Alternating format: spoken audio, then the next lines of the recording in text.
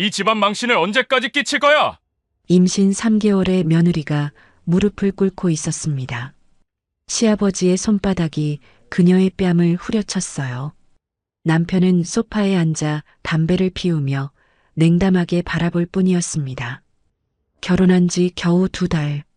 상견례 때부터 느꼈던 불길한 예감이 현실이 됐습니다. 하지만 그들은 몰랐어요. 친정 아버지가 전직 강력계 형사라는 사실을, 그리고 그 아버지가 문 밖에서 이 모든 장면을 목격하고 있다는 것을. 과연 이 가족에게 어떤 일이 벌어질까요? 사연 시작하기 전에 구독과 좋아요 부탁드립니다. 항상 시청해주시는 모든 분들께 감사드립니다. 서울 외곽 낡은 2층 단독주택의 작은 마당에는 가을 햇살이 따사롭게 내리시고 있었습니다. 오후 2시가 조금 넘은 시각이었죠.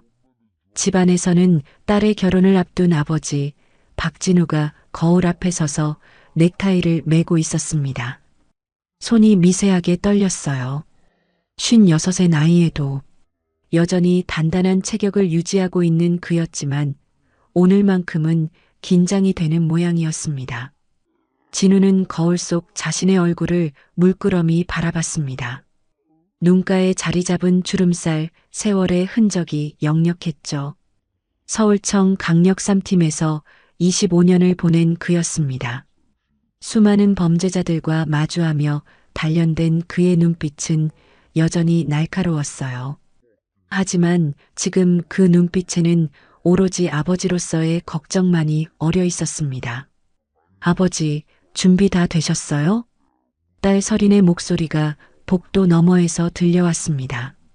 29살의 설인은 아버지를 꼭 빼닮은 얼굴에 밝은 미소를 띠고 있었어요. 오늘은 예비 신랑 한도윤과의 상견례가 있는 날이었습니다. 응, 금방 나간다. 진우는 넥타이 매듭을 고쳐 매며 대답했습니다. 그러고는 잠시 망설이다가 설인에게 물었어요. 설인아, 그 친구 정말 괜찮은 사람이지? 설인의 얼굴에 순간 미세한 그림자가 스쳤습니다. 하지만 곧 환한 웃음으로 덮어버렸죠. 아버지, 걱정 마세요. 도윤 씨는 정말 좋은 사람이에요. 그녀의 목소리는 밝았지만 진우의 귓가에는 묘하게 불안한 떨림이 감지됐습니다. 25년간 수많은 용의자들을 신문하며 거짓말을 가려내는 법을 배운 그였어요. 딸의 말투에서 뭔가 숨기고 있다는 느낌을 받았지만 애써 외면했습니다. 오늘만큼은 아버지로서 딸을 믿고 싶었으니까요. 상견례 장소는 시내 한복판에 있는 고급 한정식당이었습니다. 진우가 도착했을 때 이미 상대편 일행이 먼저 와 있었어요. 예약된 독립된 룸 안으로 들어서는 순간 진우의 형사 본능이 곤두섰습니다. 방 안에는 4명의 남자가 앉아 있었습니다. 가장 안쪽 상석에는 60대 초반으로 보이는 남자가 버티고 앉아 있었어요. 짙은 회색 양복을 차려입은 그는 한눈에 봐도 범상치 않은 포스를 풍겼습니다. 손등에는 희미하게 지워진 문신 자국이 보였고 손목에는 값비싼 금팔찌가 번쩍였죠. 어서 오십시오, 사돈어른. 저는 도윤이 아버지 한기철이라고 합니다. 기철이 자리에서 일어나 악수를 청했습니다. 그의 목소리는 굵고 낮았어요. 하지만 그 속에는 어딘가 위협적인 무게감이 실려 있었습니다. 진우는 상대의 손을 잡으며 눈빛을 마주쳤어요. 순간 2사람 사이에 묘한 긴장감이 흘렀습니다. 반갑습니다. 설인이 아버지 박진우입니다. 진우는 최대한 담담하게 대답했습니다. 하지만 마음 한구석에서는 이미 경보음이 울리고 있었어요. 기철의 손을 잡는 순간 느껴진 굳은 살의 위치, 악수하는 힘의 강도, 그리고 무엇보다 상대방의 눈빛. 모든 것이 평범한 사업가의 그것이 아니었습니다. 기철의 옆에는 예비 신랑 한도윤이 앉아 있었습니다. 32살의 도윤은 단정한 양복 차림이었지만 그의 눈빛은 어딘가 냉랭했어요. 서린을 바라보는 그의 시선에서 따뜻함보다는 소유욕 같은 것이 느껴졌습니다. 처음 뵙겠습니다. 한도윤입니다. 도윤이 일어나 허리를 굽혔습니다. 그의 손목에서 옷소매가 살짝 올라갔을 때 진우의 눈이 순간 가늘어졌어요. 손목 안쪽에 희미한 문신 자국이 보였습니다. 레이저 제거 시술을 한 흔적이 역력했죠. 반갑습니다. 우리 딸 잘 부탁해요. 진우는 표정 관리를 하며 자리에 앉았습니다. 그의 옆자리에 앉은 서린이 살짝 그의 팔을 잡았어요. 딸의 손이 차갑게 식어 있었습니다. 식사가 시작되고 기철이 입을 열었습니다. 사돈 어른께서는 무슨 일을 하십니까? 공무원 생활을 했습니다. 지금은 은퇴했고요. 진우는 의도적으로 모호하게 대답했습니다. 자신의 과거 경력을 밝히고 싶지 않았어요. 강력계 형사 출신이라는 사실이 알려지면 상대방이 경계할 게 뻔했으니까요. 아, 그러시군요. 저는 재개발 사업을 합니다. 요즘 서울 외곽 지역에 큰 프로젝트를 몇 개 진행하고 있습니다. 기철의 말투에는 자부심이 묻어났습니다. 하지만 진우의 귀에는 그 말이 영 석연치 않게 들렸어요. 재개발 사업이라는 말 뒤에 숨겨진 무언가가 있다는 느낌이 강하게 들었습니다. 식사가 진행되는 동안 룸 밖에서 이상한 기운이 감지됐습니다. 복도를 오가는 사람들의 발소리, 그리고 낮게 깔리는 남자들의 목소리. 진우는 슬쩍 문 쪽을 흘끔 쳐다봤어요. 문틈 사이로 복도에 서 있는 2명의 남자가 보였습니다.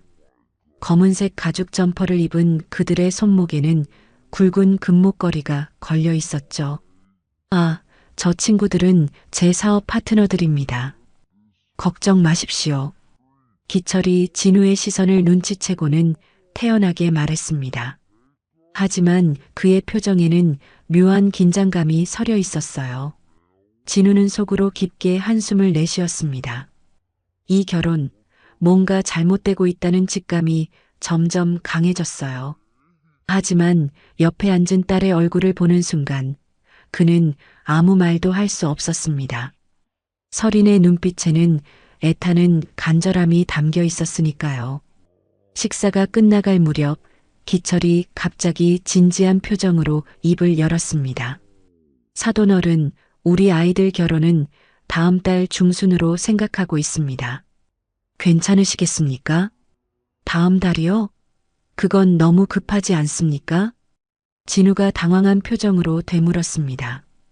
보통 상견례 후 최소 3개월에서 6개월은 준비 기간을 두는 게 상식이었어요. 저희가 사정이 좀 있어서요. 빠를수록 좋습니다. 기철의 말투가 미묘하게 단호해졌습니다. 그 순간 진우는 서린이 자신의 손을 꽉 쥐는 걸 느꼈어요. 고개를 돌려 딸을 보니 서린의 눈가에 눈물이 맺혀 있었습니다. 아버지, 제가 따로 말씀드릴 게 있어요. 서린이 떨리는 목소리로 속삭였습니다. 상견례가 끝나고 집으로 돌아오는 차 안, 진우는 운전대를 잡은 채 아무 말도 하지 않았습니다. 옆자리의 서린도 침묵을 지키고 있었어요. 차 안에 흐르는 무거운 정적이 두 사람을 짓눌렀습니다. 아버지, 서린이 먼저 입을 열었습니다. 그녀의 목소리는 가늘게 떨리고 있었어요. 뭔가 말할 게 있다며? 진우가 조심스럽게 물었습니다. 그의 시선은 여전히 앞을 향하고 있었지만 귀는 딸의 말에 집중하고 있었어요. 저 임신했어요. 지금 2개월이에요.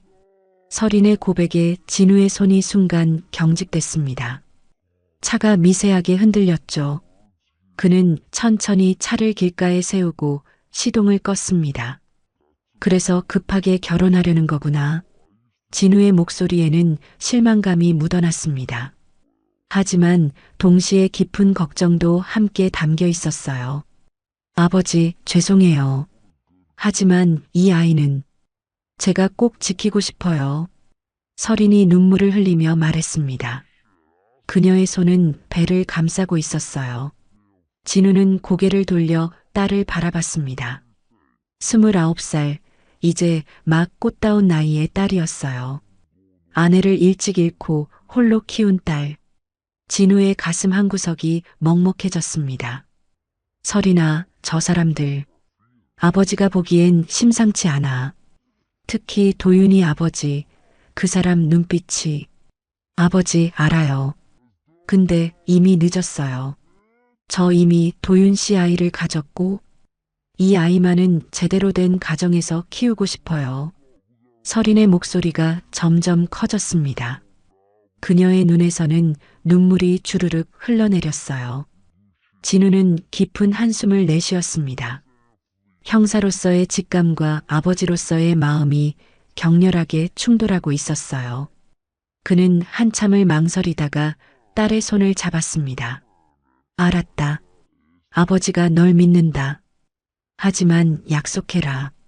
뭔가 이상한 일이 생기면 바로 아버지한테 연락하는 거다. 네, 아버지. 설인이 아버지의 손을 꽉 잡으며 고개를 끄덕였습니다. 그날 밤 진우는 잠을 이룰 수 없었습니다. 침대에 누워 천장을 바라보며 오늘 본 장면들이 머릿속을 스쳐 지나갔어요. 한기철의 손등에 새겨진 희미한 문신 자국, 한도윤의 차가운 눈빛, 복도에 서 있던 검은 가죽 점퍼의 남자들. 이 결혼 냄새가 난다. 진우는 나지막이 중얼거렸습니다. 25년간 강력계에서 다진 그의 직감은 거의 틀린 적이 없었어요. 하지만 지금은 딸의 행복을 위해 그리고 태어날 손주를 위해 그 직감을 믿지 않기로 했습니다. 아니, 믿지 않으려 애쓰고 있었죠. 창밖으로 가을밤의 달빛이 차갑게 들어왔습니다. 진우의 얼굴에는 깊은 그림자가 드리워져 있었어요. 그는 자신도 모르게 주먹을 꽉 쥐었습니다. 만약, 정말 만약에 딸에게 무슨 일이 생긴다면 그때는 더 이상 참지 않을 거라고 다짐했습니다. 하지만 그는 아직 몰랐습니다. 자신의 불길한 예감이 얼마나 정확한 것이었는지, 그리고 앞으로 어떤 끔찍한 일들이 기다리고 있는지를. 이 모든 것은 이제 막 시작일 뿐이었습니다. 상견례가 끝난 그날 밤, 진우는 잠을 이룰 수 없었습니다. 침대에 누워 천장을 바라보며 오늘 본 장면들이 계속 머릿속을 맴돌았어요. 한기철의 손등에 새겨진 희미한 문신, 복도에 서 있던 검은 가죽 점퍼 차림의 남자들, 그리고 한도윤의 차갑고 공허한 눈빛. 새벽 3시가 넘어서야 진우는 간신히 잠이 들었습니다. 하지만 꿈속에서도 딸의 울음소리가 들려왔어요. 식은땀을 흘리며 깬 진우는 베개에 얼굴을 묻었습니다. 제발 내 걱정이 기우이기를. 하지만 25년간 강력계에서 다진 그의 직감은 거의 틀린 적이 없었어요. 진우는 결국 다음 날 아침 옛 동료에게 전화를 걸기로 마음먹었습니다. 오전 9시 진우는 휴대폰을 들고 한참을 망설였습니다. 이 전화를 거는 순간 딸의 결혼을 의심하는 것이나 마찬가지였으니까요. 하지만 손주의 안전을 생각하면 확인하지 않을 수 없었어요. 여보세요, 재구가. 나 진우야. 형님, 오랜만입니다. 무슨 일이세요? 서울청에서 함께 근무했던 최재국의 목소리가 반갑게 들려왔습니다. 재국은 퇴직 후 민간 포렌식 회사를 운영하고 있었어요. 재구가 미안한데 사람 하나 좀 알아봐 줄 수 있겠나?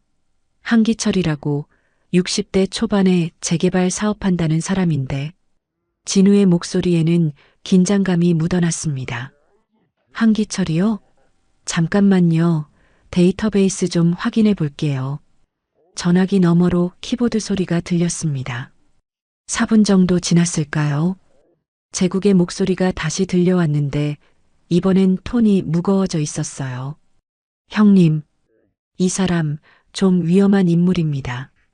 구속 전력은 없지만 15년 전 폭력 사건으로 입건됐다가 합의로 마무리된 기록이 있어요. 그리고 현재 경찰 내부에서 재개발 비리 의혹으로 6개월째 주시하고 있는 인물입니다. 진우의 얼굴이 창백하게 굳어졌습니다. 손에 쥔 휴대폰이 미세하게 떨렸어요. 더 있나? 네, 형님. 이 사람 아들 한도윤도 사실 정과는 없지만 3년 전 폭행 혐의로 조사받은 기록이 있습니다. 피해자가 합의금 받고 고소 취하했지만요. 진우는 눈을 감았습니다. 가슴이 철렁 내려앉는 기분이었어요. 자신의 직감이 정확히 맞아떨어진 거였습니다. 고맙다, 재구가. 이 일은 우리끼리만. 물론이죠, 형님. 그런데 혹시 이 사람들과 무슨 일이라도 있으세요? 재국의 목소리에 걱정이 묻어났습니다. 내 딸이 그 집안으로 시집 가려고 해. 잠시 침묵이 흘렀습니다. 재국이 깊은 한숨을 내쉬는 소리가 들렸어요. 형님, 조심하셔야겠습니다. 혹시 필요한 거 있으면 언제든 연락 주세요. 그래, 고맙다. 전화를 끊은 진우는 한참을 멍하니 앉아 있었습니다. 어떻게 해야 할까요? 딸에게 이 사실을 말해야 할까요? 하지만 설이는 이미 임신 2개월이었어요. 아이의 아버지와 헤어지라고 할 수는 없었습니다. 진우는 결국 침묵을 선택했습니다. 대신 딸을 더 자주 만나 상태를 확인하기로 마음먹었어요. 하지만 마음 한구석에서는 계속 불안이 자라나고 있었습니다. 결혼식은 한 달 후로 정해졌습니다.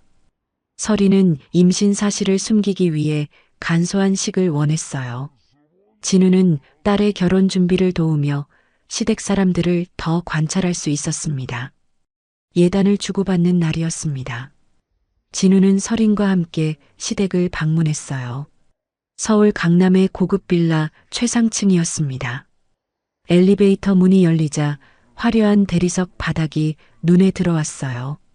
어서 오십시오, 사돈어른. 한기철이 문을 열고 나왔습니다. 그의 손목에는 여전히 굵은 금팔찌가 걸려 있었어요. 거실로 들어서자 고급 가구들이 즐비하게 놓여 있었습니다. 하지만 진우의 눈에는 다른 것이 보였어요. 벽 한쪽에 걸린 액자 뒤로 금고의 윤곽이 어렴풋이 비쳤고 현관 옆 신발장에는 누군가의 큰 운동화가 여러 켤레 놓여 있었습니다. 사돈어른, 차 한잔 하시죠. 기철의 아내가 차를 내왔습니다. 50대 후반으로 보이는 여자는 화려한 옷차림에 귀걸이와 목걸이를 주렁주렁 달고 있었어요. 하지만 그녀의 눈빛은 어딘가 불안해 보였습니다. 예단을 주고받는 동안 진우는 계속 주변을 관찰했습니다. 거실 한쪽에 놓인 서류 가방, 그 속에서 삐져나온 현금 다발, 그리고 도윤의 방에서 새어나오는 담배 냄새. 설인이 잘 부탁드립니다. 진우가 정중하게 인사했습니다. 하지만 그의 마음속에서는 경보음이 계속 울리고 있었어요. 시댁을 나와 차에 탄 진우는 설인에게 조심스럽게 물었습니다. 설인아, 도윤이네 집. 좀 이상하지 않니? 무슨 말씀이세요, 아버지? 설인이 고개를 가웃거렸습니다. 아니다. 아버지 착각인가 보다. 진우는 더 이상 말하지 않았습니다. 하지만 마음속으로는 계속 불안이 커져갔어요. 드디어 결혼식 당일이 왔습니다. 2024년 10월 15일 토요일 서울 시내의 중국 웨딩홀이었어요. 오후 2시에 시작하는 식이었습니다. 진우는 아침부터 긴장한 모습이었습니다. 예복을 차려입고 거울을 보는데 얼굴이 평소보다 훨씬 굳어 있었어요. 딸을 보내는 아버지의 마음은 원래 복잡한 법이지만 진우의 경우는 더 심했습니다. 웨딩홀에 도착한 진우는 주변을 살펴봤습니다. 신랑 측 하객들이 속속 도착하고 있었어요. 그런데 뭔가 이상했습니다. 하객의 절반 이상이 검은색 정장에 선글라스를 낀 남자들이었어요. 그들의 목에는 굵은 금목걸이가 걸려 있었고 손목에는 값비싼 시계가 차 있었습니다. 저 사람들이 다 사업 관계자들인가? 진우는 속으로 중얼거렸습니다. 하지만 그의 눈에는 그들이 일반 사업가로 보이지 않았어요. 걸음걸이, 말투, 그리고 서로를 대하는 태도, 모든 것이 조직폭력배의 그것과 닮아 있었습니다. 식이 시작되기 30분 전, 진우는 대기실에서 설인을 만났습니다. 순백의 웨딩드레스를 입은 딸은 아름다웠어요. 하지만 얼굴은 창백했고 손은 차갑게 식어 있었습니다. 아버지, 설인이 진우를 보자 눈물을 글썽였습니다. 왜 그래? 오늘 내 인생에서 가장 행복한 날이잖아. 진우가 억지로 웃으며 말했습니다. 하지만 자신의 목소리도 떨리고 있다는 걸 느꼈어요. 아버지, 저 잘할 수 있을까요? 그래, 넌 잘할 거야. 그리고 아버지가 항상 내 뒤에 있다는 거 잊지 마라. 진우는 딸의 손을 꽉 잡았습니다. 설인의 손에서 미세한 떨림이 느껴졌어요. 식장으로 들어서는 순간 진우의 눈이 휘둥그레졌습니다. 신랑 측 하객석이 거의 꽉 차 있었는데 그들 대부분이 범상치 않은 분위기를 풍기고 있었어요. 뒷자리에 앉은 몇몇 남자들은 담배를 입에 물고 있다가 진행요원의 제지를 받고 있었습니다. 식이 시작됐습니다. 진우는 설인의 팔을 잡고 버질로드를 걸었어요. 딸의 팔이 자신의 팔을 꽉 움켜쥐고 있었습니다. 제단 앞에 서 있는 도윤을 보는 순간 진우의 가슴이 철렁했어요. 도윤의 눈빛에는 사랑보다는 소유욕 같은 것이 번뜩이고 있었습니다. 신부 아버지, 이제 신부의 손을 신랑에게 넘겨주시기 바랍니다. 주례의 말에 진우는 천천히 설인의 손을 도윤에게 건넸습니다. 그 순간 진우의 눈과 도윤의 눈이 마주쳤어요. 도윤의 입가에 미세한 비웃음이 스쳤습니다. 진우는 자리로 돌아와 앉았습니다. 가슴 한쪽이 무너져 내리는 기분이었어요. 식이 진행되는 동안 그는 계속 신랑 측 하객들을 관찰했습니다. 특히 한기철 옆에 앉은 남자가 눈에 띄었습니다. 60대 중반으로 보이는 그 남자는 계속 한기철과 속삭이며 무언가를 주고받고 있었어요. 그리고 식이 끝날 무렵 한기철이 두꺼운 봉투를 그 남자에게 건네는 것이 진우의 눈에 포착됐습니다. 식이 끝나고 피로연이 시작됐습니다. 하객들이 식사를 하는 동안 진우는 화장실에 가는 척하며 복도로 나왔어요. 그리고 조용히 신랑 측 대기실 쪽으로 다가갔습니다. 문틈 사이로 들리는 대화 소리. 기철이 형님, 이번 건 언제 마무리됩니까? 조만간이야. 돈은 이미 다 준비됐어. 도윤이가 옮기면 돼. 아이고, 역시 형님이십니다. 그럼 저희도 기다리고 있겠습니다. 진우의 등골이 오싹해졌습니다. 자신이 들은 게 맞다면 한기철과 도윤은 불법 자금을 세탁하는 일에 관여하고 있는 게 분명했어요. 진우는 조용히 제자리로 돌아왔습니다. 피로 연장에서 환하게 웃고 있는 설인을 보니 가슴이 미어졌어요. 저 아이를 저런 가문으로 보내도 되는 걸까? 하지만 이미 늦었습니다. 식은 끝났고 딸은 이제 한도윤의 아내가 됐어요. 피로연이 끝나고 신혼여행을 떠나는 설인을 배웅하며 진우는 딸을 꽉 안아주었습니다. 설인아, 뭔가 이상한 일이 생기면 바로 아버지한테 전화해. 알겠지? 네, 아버지. 걱정 마세요. 설인이 환하게 웃었지만 그 웃음 뒤에 숨겨진 불안을 진우는 느낄 수 있었어요. 차가 떠나는 것을 보며 진우는 주먹을 꽉 쥐었습니다. 그의 머릿속에서는 이미 계획이 세워지고 있었어요. 만약, 정말 만약에 딸에게 위험이 닥친다면 그때는 자신의 모든 것을 걸고 싸울 거라고 다짐했습니다. 웨딩홀을 나서는 진우의 뒷모습은 쓸쓸했습니다. 가을 저녁 하늘은 붉게 물들어 있었고 찬바람이 그의 뺨을 스쳤어요. 진우는 하늘을 올려다보며 조용히 중얼거렸습니다. 제발 내 걱정이 기우이기를. 하지만 만약 아니라면. 그의 눈빛이 순간 날카롭게 빛났습니다. 25년간 강력계 형사로 살아온 박진우. 그는 결코 만만한 상대가 아니었습니다. 신혼여행에서 돌아온 지 한 달 반이 지났습니다. 설이는 이제 임신 3개월 반에 접어들고 있었어요. 배는 아직 눈에 띄게 불러오지 않았지만 입덧이 심해져 하루하루가 힘들었습니다. 결혼 초기 일주일은 괜찮았어요. 남편 도윤은 그럭저럭 다정했고 시댁 식구들도 크게 간섭하지 않았습니다. 하지만 신혼여행에서 돌아온 뒤부터 분위기가 조금씩 이상해지기 시작했어요. 도윤은 밤 10시만 되면 어김없이 외출했습니다. 회사 일이라고 했지만 유통회사 과장이 매일 밤 그렇게 늦게까지 일할 리 없었어요. 새벽 2시, 3시에 들어오는 남편의 옷에서는 담배 냄새와 술 냄새가 진동했습니다. 여보, 요즘 너무 늦게 들어오시는 거 아니에요? 설인이 조심스럽게 물었습니다. 그러자 도윤의 얼굴이 순식간에 굳어졌어요. 당신이 뭘 안다고 참견이야? 돈 벌어오는 사람 힘들게 하지 말고 집안이나 잘 챙겨. 도윤의 목소리가 차갑게 식어 있었습니다. 설이는 더 이상 아무 말도 할 수 없었어요. 결혼 전 다정했던 그 사람은 어디로 간 걸까요? 결혼 2달째가 되던 어느 날 시아버지 기철이 집에 찾아왔습니다. 저녁 7시쯤이었어요. 설이는 부엌에서 저녁 준비를 하고 있었습니다.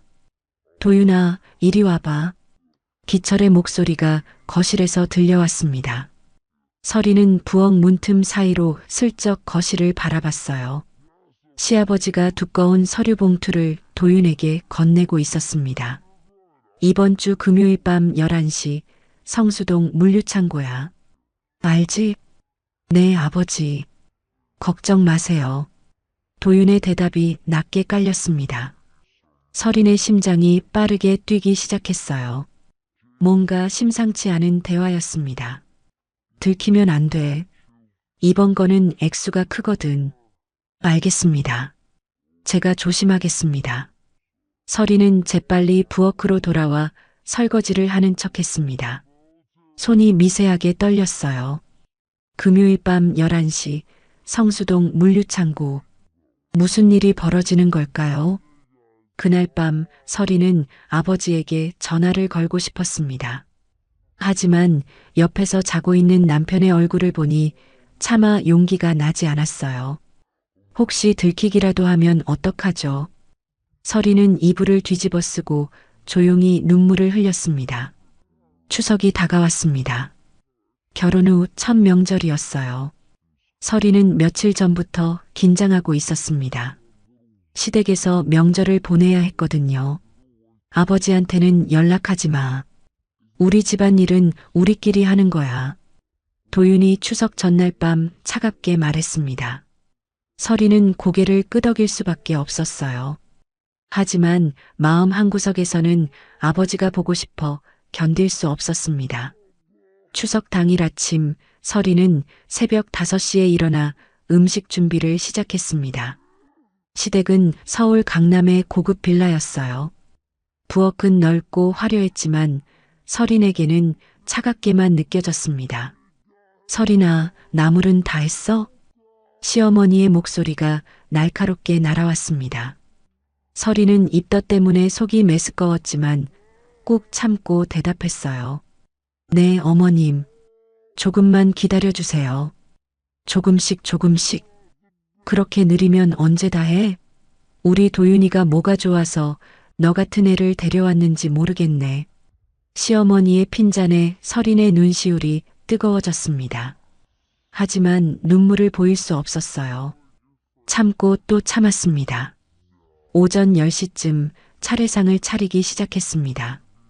서리는 무거운 제기들을 옮기느라 힘들었어요. 임신 중이라는 사실을 아직 시댁에 알리지 않았거든요. 배가 불러오면 자연스럽게 알게 될 거라고 생각했습니다. 차례를 지내는 동안 서리는 계속 고개를 숙이고 있었습니다. 절을 올릴 때마다 속이 울렁거렸어요. 식은땀이 이마에 맺혔습니다. 서리나, 괜찮아? 얼굴이 왜 그래? 시어머니가 날카롭게 물었습니다. 아니에요, 어머님. 괜찮습니다. 서리는 억지로 웃으며 대답했습니다.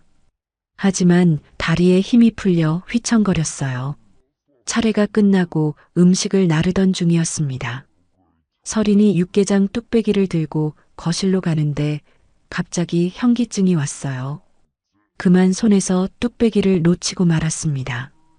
쨍그랑 뚝배기가 바닥에 떨어지며 산산이 깨졌습니다. 뜨거운 국물이 사방으로 튀었어요. 거실 바닥에는 깨진 그릇 조각과 붉은 국물이 흩어졌습니다. 이게 무슨 짓이야? 시아버지 기철의 목소리가 천둥처럼 울려 퍼졌습니다. 서리는 황급히 무릎을 꿇고 바닥을 닦으려 했어요. 죄송합니다, 아버님. 제가 잘못했습니다. 잘못했어? 이 집안 망신을 어떻게 할 거야? 기철이 서린 앞으로 성큼성큼 다가왔습니다. 그의 얼굴은 분노로 붉게 상기되어 있었어요. 서리는 두려움에 몸을 움츠렸습니다. 바로 그때 전화벨이 울렸습니다. 서린의 휴대폰이었어요. 화면에는 아버지라는 글자가 떠올랐습니다. 진우가 전화를 건 거였죠. 전화 받지 마. 도윤이 서린의 휴대폰을 낚아챘습니다. 그리고 전화를 끊어버렸어요. 명절에 친정 생각하면 어떡해? 이제 이 집 사람이야. 도윤의 말에 서린의 가슴이 무너져 내렸습니다. 눈물이 볼을 타고 흘러내렸어요. 기철은 서린을 노려보며 천천히 입을 열었습니다. 새아가 똑바로 들어. 이 집안은 규율이 있어. 실수는 용납 안 돼. 알겠어?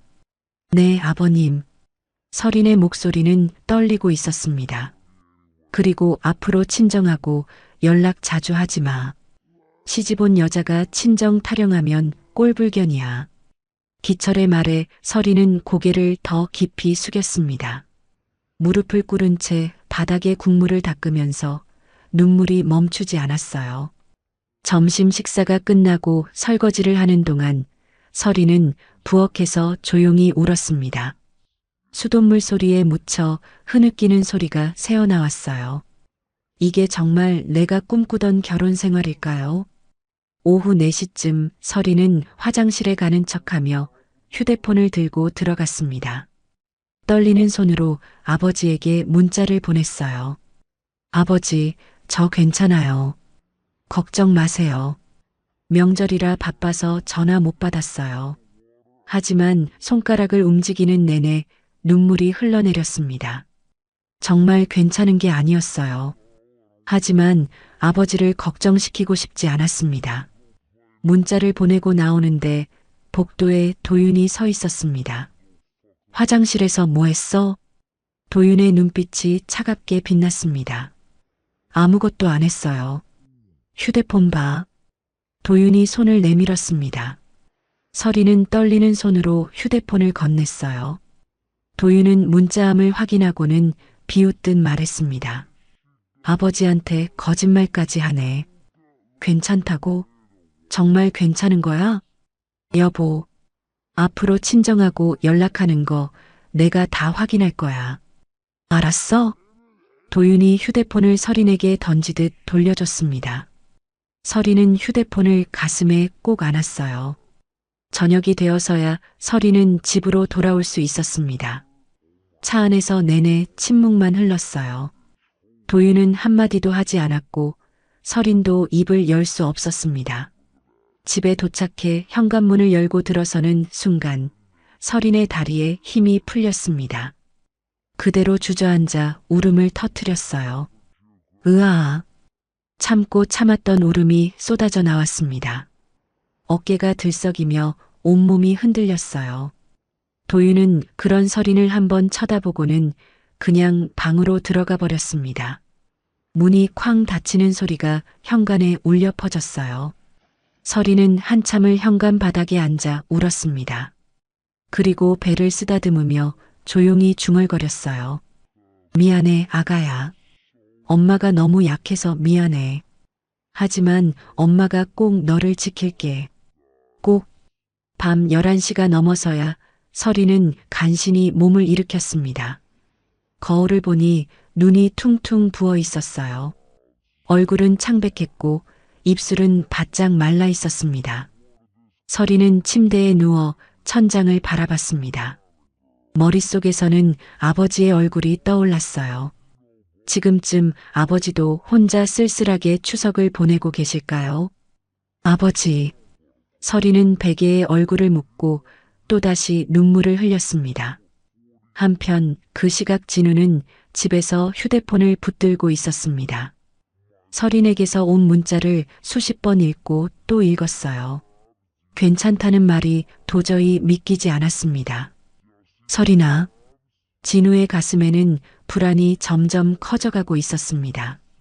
뭔가 잘못되고 있다는 직감이 강하게 들었어요. 그는 결심했습니다. 내일 당장 딸을 만나러 가야겠다고. 진우는 창밖을 바라보며 주먹을 꽉 쥐었습니다. 추석 보름달이 밝게 떠 있었지만 그의 마음은 어둠으로 가득했어요. 추석이 지나고 사흘이 지났습니다. 진우는 계속 서린에게 연락을 시도했지만 딸은 전화를 받지 않았어요. 문자 답장도 짧고 건조했습니다. 괜찮다는 말만 반복될 뿐이었죠. 진우의 불안은 점점 커져갔습니다. 형사 본능이 계속 경고음을 울렸어요. 뭔가 잘못되고 있다는 확신이 들었습니다. 그는 더 이상 참을 수 없었어요. 추석 연휴가 끝난 다음 날 목요일 저녁이었습니다. 진우는 서린의 신혼집으로 향했어요. 서울 외곽의 낡은 빌라 3층이었습니다. 오후 6시쯤 도착했을 때 해는 이미 기울고 있었어요. 진우는 차에서 내려 빌라를 올려다봤습니다. 3층 창문에 불빛이 켜져 있었어요. 하지만 뭔가 이상했습니다. 창문 커튼 사이로 사람들의 그림자가 빠르게 움직이고 있었어요. 계단을 올라가는 동안 진우의 심장은 빠르게 뛰었습니다. 2층을 지나 3층 복도에 도착했을 때 그의 발걸음이 멈췄어요. 문 안에서 남자의 고함 소리가 들려왔습니다. 이 집안 망신을 언제까지 끼칠 거야? 한기철의 목소리였습니다. 진우의 얼굴이 굳어졌어요. 그는 조심스럽게 현관문에 귀를 기울였습니다. 죄송합니다, 아버님. 제가 잘못했습니다. 서린의 떨리는 목소리가 들려왔습니다. 진우의 두 주먹이 부르르 떨렸어요. 잘못했어? 친정 아버지한테 연락하지 말라고 했잖아. 쾅! 뭔가 바닥에 떨어지는 소리가 들렸습니다. 그리고 서린의 비명. 아! 진우는 더 이상 참을 수 없었습니다. 하지만 문은 잠겨 있었어요. 그는 문틈 사이로 안을 들여다봤습니다. 그리고 그가 본 장면. 진우의 온몸에 소름이 돋았습니다. 거실 한가운데 서린이 무릎을 꿇고 있었어요. 임신한 몸으로 바닥에 엎드려 있었습니다. 얼굴 한쪽이 빨갛게 부어올라 있었어요. 입가에서는 피가 흘러내리고 있었습니다. 한기철이 서린 앞에 우뚝 서 있었습니다. 그의 손은 여전히 공중에 들려 있었어요. 방금 서린의 뺨을 후려친 자세 그대로였습니다. 소파에는 도윤이 다리를 꼬고 앉아 담배를 피우고 있었어요. 그는 아내가 맞는 것을 보면서도 아무렇지 않은 표정이었습니다. 오히려 짜증이 난 듯한 얼굴이었죠. 거실 바닥에는 깨진 접시 조각들이 흩어져 있었습니다. 밥과 반찬이 바닥에 쏟아져 있었어요. 서린은 그 바닥을 손으로 닦으려 하고 있었습니다. 일어나. 제대로 치워. 기철이 다시 소리쳤습니다. 그리고 발로 서린의 어깨를 밀쳤어요. 서린은 그대로 옆으로 넘어졌습니다. 으, 서린이 신음을 냈습니다. 배를 감싸 안으며 몸을 웅크렸어요. 진우의 눈이 순간 붉게 충혈됐습니다. 이성의 끈이 끊어지는 순간이었어요. 그는 더 이상 참을 수 없었습니다. 쾅! 진우가 현관문을 발로 차버렸습니다. 문이 요란한 소리를 내며 벌컥 열렸어요. 거실에 있던 세 사람이 모두 놀라 그쪽을 쳐다봤습니다. 누구야? 기철이 당황한 목소리로 소리쳤습니다.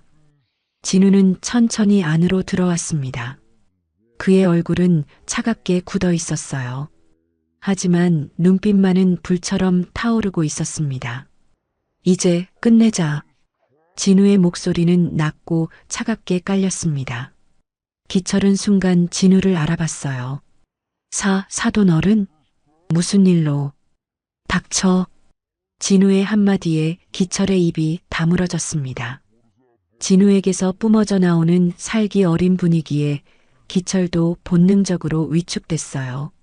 진우는 바닥에 쓰러진 서린에게 다가갔습니다. 무릎을 꿇고 딸의 얼굴을 살폈어요.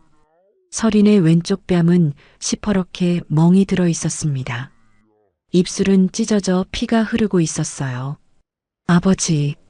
서린이 가느다란 목소리로 불렀습니다. 눈에는 눈물이 가득 고여 있었어요. 괜찮아. 아버지가 왔다. 이제 괜찮아. 진우가 서린의 손을 꽉 잡았습니다. 그리고 천천히 일어나 기철을 향해 돌아섰어요. 당신 지금 뭐 하는 거요? 내 집에 무단 침입하고. 기철이 허세를 부리며 말했습니다. 하지만 그의 목소리는 떨리고 있었어요. 진우는 주머니에서 무언가를 꺼냈습니다. 낡은 경찰 배지였어요. 25년간 몸에 지니고 다니던 것이었습니다. 서울청 강력 3팀 경위 출신 박진우다. 진우가 배지를 기철의 눈앞에 들이댔습니다. 기철의 얼굴이 순식간에 새하얗게 질렸습니다. 입술이 파르르 떨렸어요. 옆에 앉아있던 도윤도 담배를 떨어뜨렸습니다. 전직 형사. 기철이 중얼거렸습니다. 그래, 전직이지. 하지만 내 놈들이 뭐라고 다니는지 다 안다. 진우의 목소리에는 냉기가 서려 있었습니다. 한기철, 너 지금 재개발 비리에 자금 세탁까지 하고 있지? 성수동 물류창고, 금요일 밤 11시. 내가 다 알고 있어. 기철의 얼굴에서 핏기가 완전히 빠졌습니다. 그는 뒷걸음질을 쳤어요. 어떡해. 내 딸이 다 들었어. 그리고 앞으로도 계속 듣게 될 거야. 진우가 서린을 일으켜 세웠습니다. 딸을 자신의 뒤로 감쌌어요. 사돈 어른. 오해십니다. 저희는 그냥. 오해? 내가 지금 뭘 봤는데? 진우가 기철에게 한 걸음 다가갔습니다. 기철은 더 뒤로 물러섰어요. 임신한 여자를 때리는 게 당신네 집안 규율이야? 내 딸 얼굴 좀 봐. 이게 사람이 할 짓이야? 진우의 목소리가 점점 커졌습니다. 기철은 말문이 막혔어요. 저기. 그건. 닥치고 들어. 지금부터 내가 하는 말 한 글자도 빼먹지 말고 들어. 진우의 눈빛이 칼날처럼 날카로워졌습니다. 첫째, 오늘부터 내 딸한테 손가락 하나라도 대면 그날로 너희 집안 다 박살낸다. 둘째, 내 딸이 친정과 연락하는 거 절대 막지 마. 셋째, 진우가 잠시 말을 멈추고 도윤을 쏘아봤습니다. 너 한도윤, 내 아버지가 시키는 일 당장 그만둬. 안 그러면 너부터 먼저 교도소 보낼 거야. 도윤의 얼굴이 창백해졌습니다. 그는 아무 말도 못하고 고개만 떨구었어요. 사돈 어른 제발 한 번만 봐주십시오.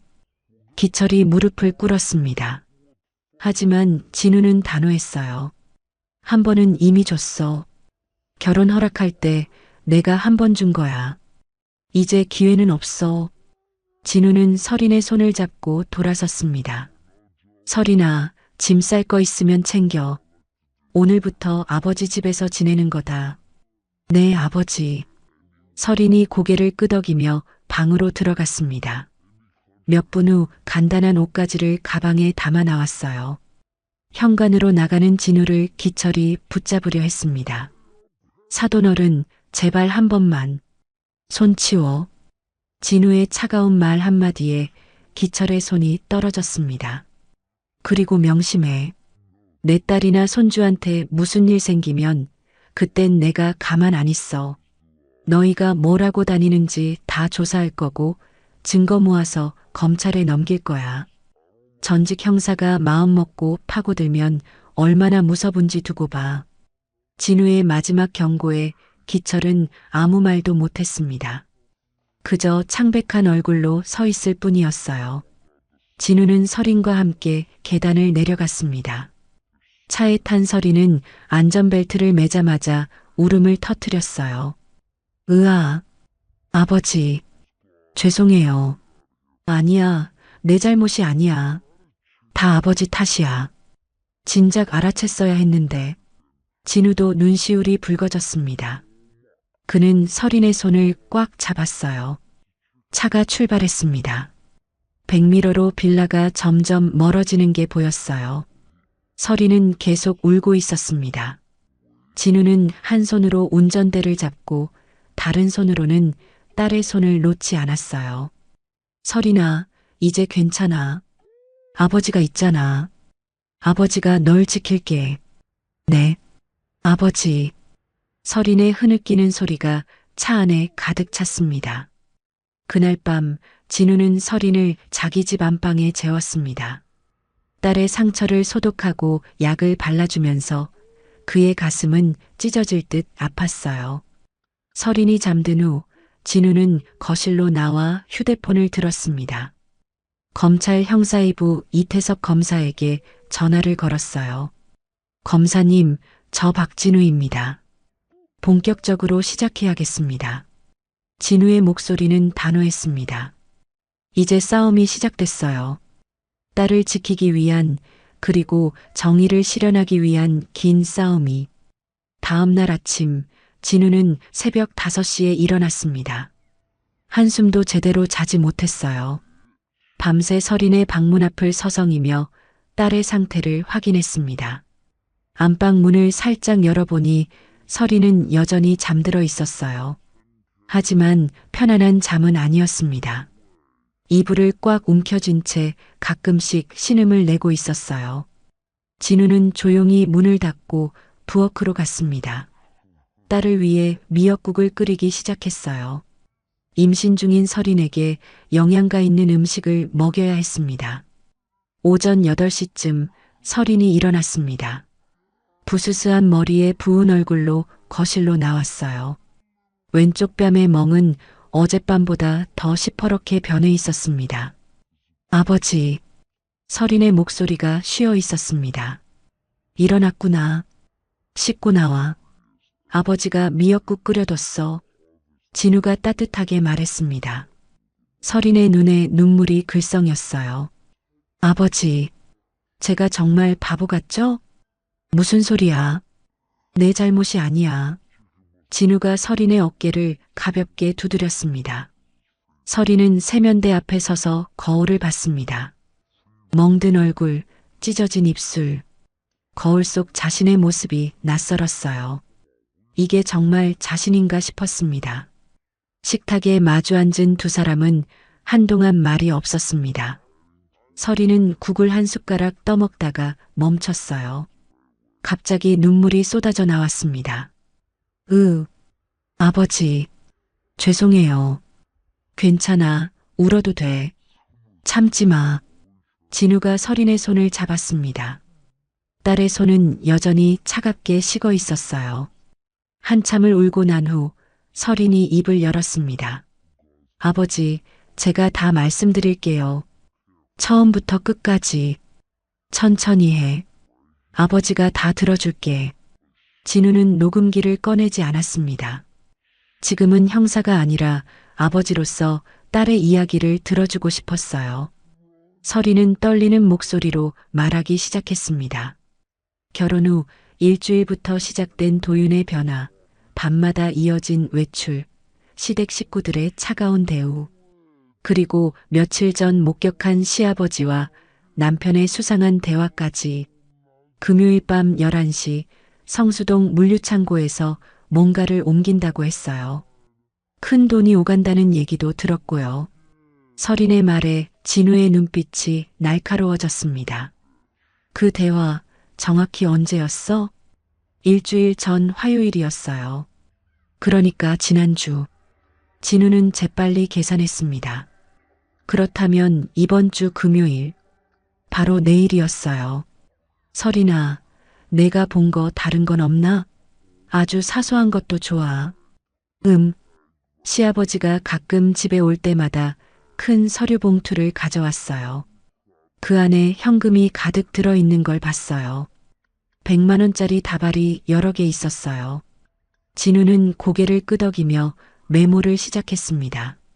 모든 정보가 중요했어요. 그리고 도윤 씨가 가끔 늦은 밤에 전화를 받을 때가 있었는데 형님이라는 말을 자주 했어요. 목소리도 평소랑 달랐어요. 굉장히 조심스럽고 긴장된 목소리였어요. 좋아, 잘했어. 그런 것들이 다 증거가 될 수 있어.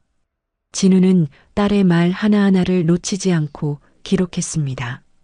오전 10시쯤 진우의 휴대폰이 울렸습니다. 옛 동료 제국이었어요. 형님, 어제 연락하신 건에 대해 좀 더 조사해 봤습니다. 그래, 뭐 나왔나? 한기철, 이 사람 생각보다 훨씬 깊숙이 조직과 연결돼 있습니다. 재개발 조합비 횡령 의혹뿐만 아니라 지역 유지들한테서 받은 뒷돈을 세탁하는 역할을 하고 있어요. 진우의 표정이 굳어졌습니다. 그리고 아들 한도윤은 실제로 유통회사 과장이 맞긴 한데 그게 위장 직업이에요. 실제로는 아버지 밑에서 자금 운반책 역할을 하고 있습니다. 증거는 아직 확실한 건 없습니다. 하지만 CCTV 분석 결과 도윤이 밤늦게 수상한 장소들을 자주 드나드는 게 확인됐어요.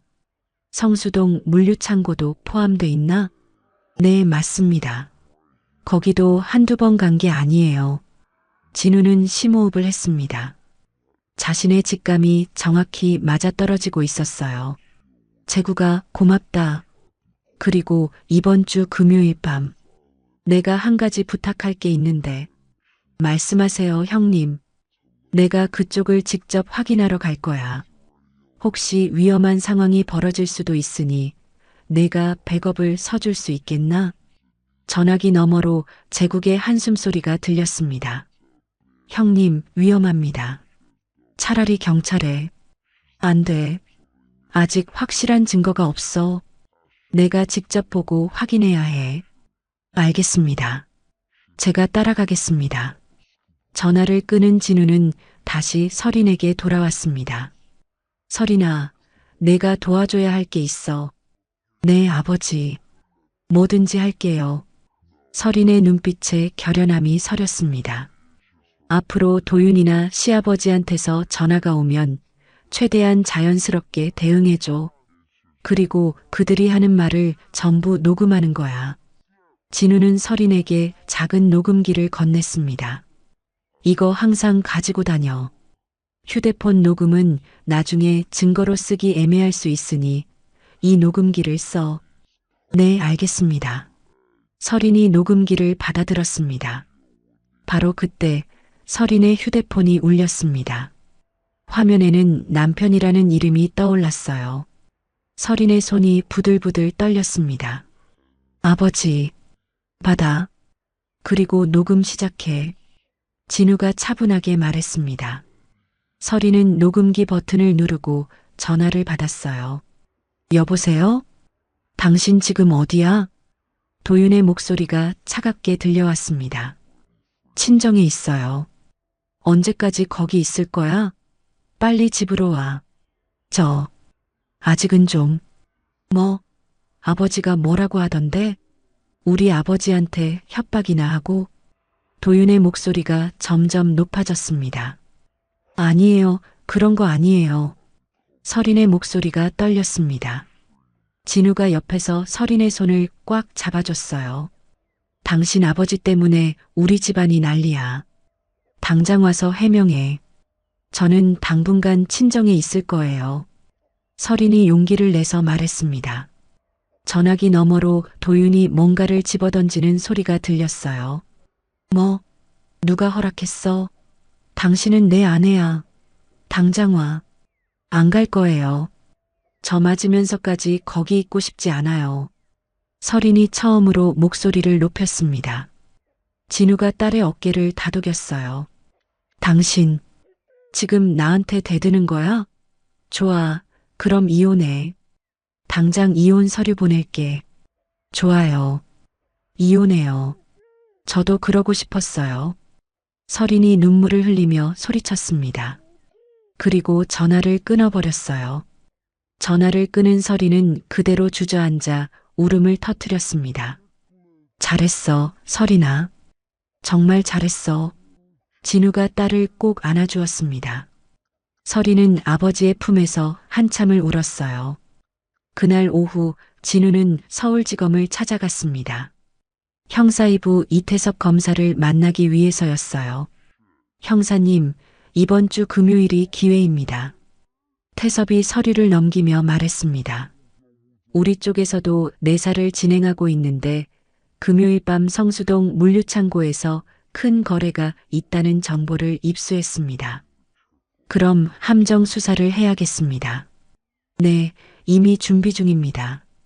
하지만 형사님, 태섭이 잠시 말을 멈추고 진우를 바라봤습니다. 따님을 위해서라도 이번 작전은 신중하게 가야 합니다. 자칫하면 따님까지 위험해질 수 있어요. 알고 있습니다. 그래서 제가 직접 가는 겁니다. 제 딸은 제가 지킵니다. 진우의 눈빛이 단호하게 빛났습니다. 알겠습니다. 금요일 밤 10시에 우리 팀과 합류하시죠. 두 사람은 악수를 나눴습니다. 그날 밤 진우는 서린과 함께 저녁을 먹으며 말했습니다. 서린아, 금요일만 지나면 다 끝나. 아버지가 반드시 그 인간들 무너뜨릴 거야. 아버지, 위험하진 않을까요? 서린이 걱정스럽게 물었습니다. 걱정 마. 아버지 25년 동안 뭐 했는데. 이런 건 식은 죽 먹기야. 진우가 웃으며 말했지만 사실 그의 마음도 긴장되어 있었습니다. 하지만 딸 앞에서는 태어난 척해야 했어요. 그리고 서린아, 내가 참 용감했어. 오늘 전화해서 당당하게 말하는 거 봤어. 아버지 딸이 맞아. 아버지. 서린이 진우의 손을 꽉 잡았습니다. 두 사람의 눈에는 눈물이 글썽였어요. 밤이 깊어갔습니다. 창밖으로 차가운 가을바람이 불어왔어요. 진우는 혼자 거실에 앉아 금요일 작전 계획을 세우고 있었습니다. 조금만 기다려라. 금요일이면 모든 게 끝난다. 진우는 주먹을 꽉 쥐며 중얼거렸습니다. 그의 눈빛에는 강한 결의가 타오르고 있었어요. 금요일이 다가왔습니다. 진우는 아침부터 긴장한 모습이었어요. 오늘 밤이면 모든 것이 결정됩니다. 한기철과 도윤의 범죄 현장을 직접 목격하고 결정적인 증거를 확보할 수 있는 마지막 기회였어요. 오전 9시 진우는 제국의 포렌식 회사를 찾아갔습니다. 서울 강서구의 작은 사무실이었어요. 제국은 이미 여러 대의 모니터 앞에 앉아 자료를 분석하고 있었습니다. 형님 오셨습니까? 제국이 자리에서 일어나 반갑게 맞았습니다. 그래, 준비는 다 됐나? 네, 여기 좀 보십시오. 제국이 모니터 화면을 가리켰습니다. 화면에는 성수동 물류창고 주변의 CCTV 영상이 재생되고 있었어요. 지난 3개월 동안 이 창고 주변을 분석해 봤습니다. 매주 금요일 밤 11시에서 자정 사이 검은색 카니발 승합차가 들어옵니다. 제국이 영상을 확대했습니다. 승합차에서 내리는 남자들의 모습이 보였어요. 그 중에는 도윤의 얼굴도 선명하게 찍혀 있었습니다. 저 차량 번호 추적해 봤습니다. 한기철 명의로 등록돼 있어요. 진우의 눈빛이 날카로워졌습니다. 그리고 이건 더 중요한 겁니다. 제국이 다른 화면을 열었습니다. 은행 거래 내역서였어요. 한기철의 차명 계좌입니다. 매주 금요일 자정 직후 큰 금액이 여러 계좌로 쪼개져서 이체됩니다. 적게는 800만 원, 많게는 2천만 원씩. 자금 세탁이군. 진우가 낮게 중얼거렸습니다. 맞습니다. 그리고 이 돈의 출처를 역추적해 보니 재개발 조합 계좌에서 빠져나온 돈이에요. 조합비 명목으로 받은 돈을 횡령한 겁니다. 제국의 설명에 진우는 고개를 끄덕였습니다. 모든 퍼즐 조각이 맞춰지고 있었어요. 그럼 오늘 밤에도 같은 패턴으로 움직일 거야? 네, 10중 8구 그럴 겁니다. 형님, 근데 정말 위험합니다. 저 사람들, 조직 폭력배들과 연결돼 있어요. 제국의 목소리에 걱정이 묻어났습니다. 알아. 그래서 검찰하고 같이 움직이는 거야. 너도 함께 가줘야 해. 물론입니다, 형님. 제가 형님 뒤는 지킵니다. 두 사람은 악수를 나눴습니다. 오후 2시 진우는 서울지검을 다시 찾았습니다. 이태섭 검사의 사무실에는 이미 수사팀 형사들이 모여 있었어요. 박 형사님 오셨습니까? 태섭이 진우를 맞이했습니다. 네, 검사님. 오늘 밤 작전 브리핑 듣고 싶습니다. 여기 앉으십시오. 태섭이 작전 지도를 펼쳤습니다. 성수동 물류창고 주변 약도가 자세히 그려져 있었어요. 오늘 밤 10시에 우리 팀이 이 지점들에 배치됩니다. 형사님은 여기 창고 정면 맞은편 건물 옥상에서 관찰하시면 됩니다. 태섭이 지도의 한 지점을 가리켰습니다. 현장 확인되는 즉시 무전으로 알려주시면 우리가 일제히 진입합니다. 알겠습니다. 그런데 제 딸 서린이는요? 진우가 조심스럽게 물었습니다. 따님은 안전한 곳에 계셔야 합니다. 혹시라도 시댁에서 연락이 올 수 있으니 전화는 받지 않는 게 좋겠습니다. 네, 그렇게 하겠습니다. 브리핑이 끝나고 진우는 집으로 돌아왔습니다. 거실에서 서린이 배를 쓰다듬으며 TV를 보고 있었어요. 이제 임신 넉 달에 접어든 서린의 배는 조금씩 불러오고 있었습니다. 아버지, 오셨어요? 서린이 환하게 웃으며 일어났습니다. 뺨의 멍은 많이 나아졌지만 아직 희미한 자국이 남아 있었어요. 응, 서린아. 오늘 밤에 아버지가 잠깐 나갔다 올 거야. 어디 가세요? 일 좀 보고 와야 해. 걱정하지 마. 금방 올게. 진우는 딸의 머리를 쓰다듬었습니다. 아버지, 위험한 일 아니죠?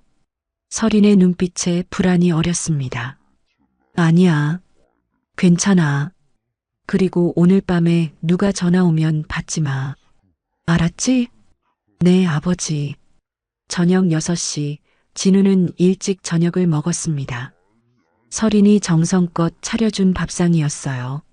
하지만 진우는 입맛이 없었습니다. 긴장 때문이었죠. 아버지, 많이 드세요. 그래, 고맙다. 진우는 억지로 밥을 입에 넣었습니다. 서린은 아버지의 표정을 살피며 걱정스러운 눈빛을 보냈어요. 저녁 9시, 진우는 검은색 점퍼를 입고 집을 나섰습니다. 차에 타기 전 서린이 현관까지 따라 나왔어요. 아버지, 조심히 다녀오세요. 그래, 걱정 마. 아버지 믿어. 진우가 서린을 꽉 안아주었습니다. 딸의 몸에서 따뜻한 온기가 느껴졌어요. 차를 몰고 성수동으로 향하는 길, 진우의 마음은 복잡했습니다. 25년간 형사 생활을 하면서 수많은 작전을 펼쳤지만 오늘만큼 긴장되는 날은 없었어요. 이번엔 단순한 사건이 아니었습니다. 딸의 인생이 걸린 문제였으니까요. 밤 10시 진우는 성수동 물류창고 맞은편 건물 옥상에 도착했습니다. 제국이 이미 와서 기다리고 있었어요. 손에는 고성능 카메라와 망원경을 들고 있었습니다. 형님, 여기입니다. 제국이 진우를 안쪽으로 안내했습니다. 옥상 난간 뒤쪽에 자리를 잡으니 맞은편 물류창고가 한눈에 들어왔어요. 저쪽 건물 4층에 검찰팀이 있고 후문 쪽에 기동대가 대기하고 있습니다. 제국이 주변을 가리키며 설명했습니다. 좋아. 이제 기다리는 수밖에. 진우는 망원경을 들고 창고를 주시했습니다. 시간이 느리게 흘러갔어요. 밤 10시 30분, 10시 45분, 밤 11시가 되자 골목 끝에서 검은색 카니발 승합차가 나타났습니다. 진우의 심장이 빠르게 뛰기 시작했어요. 승합차가 창고 앞에 멈췄습니다. 차 문이 열리고 4명의 남자가 내렸어요. 그중 한 명은 분명 도윤이었습니다. 진우는 카메라를 들어 연속으로 셔터를 눌렀어요. 제구가 녹화되고 있지? 네, 형님. 전부 다 찍히고 있습니다. 창고 문이 열렸습니다. 안에서 한기철이 나왔어요. 손에는 큰 검은색 가방을 들고 있었습니다. 저거다. 진우가 낮게 중얼거렸습니다. 한기철이 도윤에게 가방을 건넸습니다. 도윤은 가방을 받아 차 트렁크에 실었어요. 그 순간이 선명하게 카메라에 포착됐습니다. 지금이다. 진우가 무전기를 들었습니다. 목표물 확인. 가방 이동 중. 진입하십시오. 무전기 너머로 태섭의 목소리가 들려왔습니다. 알겠습니다. 전팀 진입. 순식간에 사방에서 조명이 켜졌습니다. 경찰차들이 일제히 사이렌을 울리며 창고 앞으로 몰려들었어요. 서울지검 영장 집행이다. 모두 손들어. 확성기에서 태섭의 목소리가 울려 퍼졌습니다. 한기철과 도윤은 순간 얼어붙었습니다. 도윤이 차에 올라타려 했지만 이미 늦었어요. 기동대 형사들이 우르르 몰려들어 도윤을 제압했습니다. 으악, 나라고. 도윤이 발버둥쳤지만 소용없었습니다. 순식간에 수갑이 채워졌어요.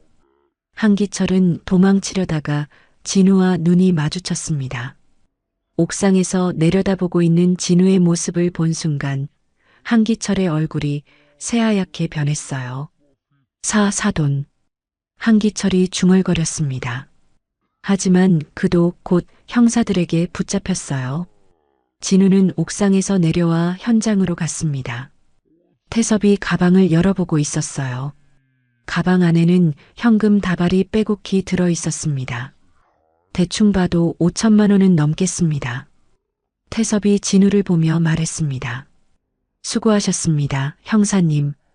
덕분에 결정적인 증거를 확보했습니다. 제 딸을 지킬 수 있다면 그걸로 충분합니다. 진우의 목소리는 담담했지만 그의 눈에는 안도감이 어려 있었어요. 한기철이 경찰차에 실려가기 전 진우를 향해 소리쳤습니다. 사돈, 제발 한 번만 봐주시오. 제발. 하지만 진우는 돌아보지 않았습니다. 그는 차가운 눈빛으로 한기철을 바라봤어요. 한 번은 이미 줬어. 결혼 허락할 때. 이제 기회는 없어. 진우의 말에 한기철은 고개를 떨구었습니다. 도윤도 경찰차에 실렸습니다. 그는 아무 말도 하지 않았어요. 창백한 얼굴로 고개만 숙이고 있었습니다. 현장 정리가 끝나고 자정이 넘었습니다. 진우는 제국과 함께 차에 올랐어요. 형님, 정말 수고하셨습니다. 따님이 이제 안심하시겠습니다. 그래, 고맙다. 내 덕분이다. 아닙니다. 형님이 계셨기에 가능한 일이었습니다. 두 사람은 악수를 나눴습니다. 집으로 돌아가는 길, 진우는 설인에게 전화를 걸었습니다. 설인아, 아버지야. 아버지, 괜찮으세요? 설인의 목소리가 다급했습니다. 응, 다 끝났어. 이제 괜찮아. 아버지가 곧 들어갈게. 정말요? 아버지. 서린의 목소리가 떨렸습니다. 그래, 이제 내가 마음 놓고 살 수 있어. 그 사람들, 오늘 다 잡혔어. 전화기 너머로 서린이 울음을 터뜨리는 소리가 들렸습니다. 고맙습니다, 아버지. 정말 고맙습니다. 괜찮아. 이제 다 끝났어. 진우도 눈시울이 붉어졌습니다. 그는 한 손으로 운전대를 잡고 다른 손으로는 눈가를 닦았어요. 새벽 1시, 진우는 집에 도착했습니다. 현관문을 열자 서린이 달려 나왔어요. 아버지. 서린이 진우를 꽉 안았습니다. 진우도 딸을 꼭 껴안았어요. 두 사람은 한참을 그렇게 서 있었습니다. 한기철과 도윤이 체포된 지 일주일이 지났습니다. 뉴스에는 연일 재개발 비리 사건이 보도됐어요. 재개발 조합비 횡령 및 자금 세탁 혐의로 부자 구속이라는 제목의 기사가 포털 사이트 메인을 장식했습니다. 진우의 집에서 서린은 뉴스를 보며 복잡한 표정을 지었어요. 남편과 시아버지가 수갑을 찬 채 호송되는 모습이 화면에 비쳤습니다. 서린의 가슴 한구석이 무거웠지만 동시에 해방감도 느껴졌어요. 서린아, 괜찮아? 진우가 딸의 어깨에 손을 얹었습니다. 네, 아버지. 괜찮아요. 그냥 이상한 기분이에요. 제 남편이었는데 내 잘못이 아니야. 그 사람들이 잘못한 거지. 진우가 서린을 안심시켰습니다. 며칠 후 서울지검에서 연락이 왔습니다. 서린에게 증인으로 출석해달라는 요청이었어요. 재판 준비를 위한 사전 조사였습니다. 2024년 11월 5일 화요일, 진우는 서린과 함께 서울지검을 찾았습니다.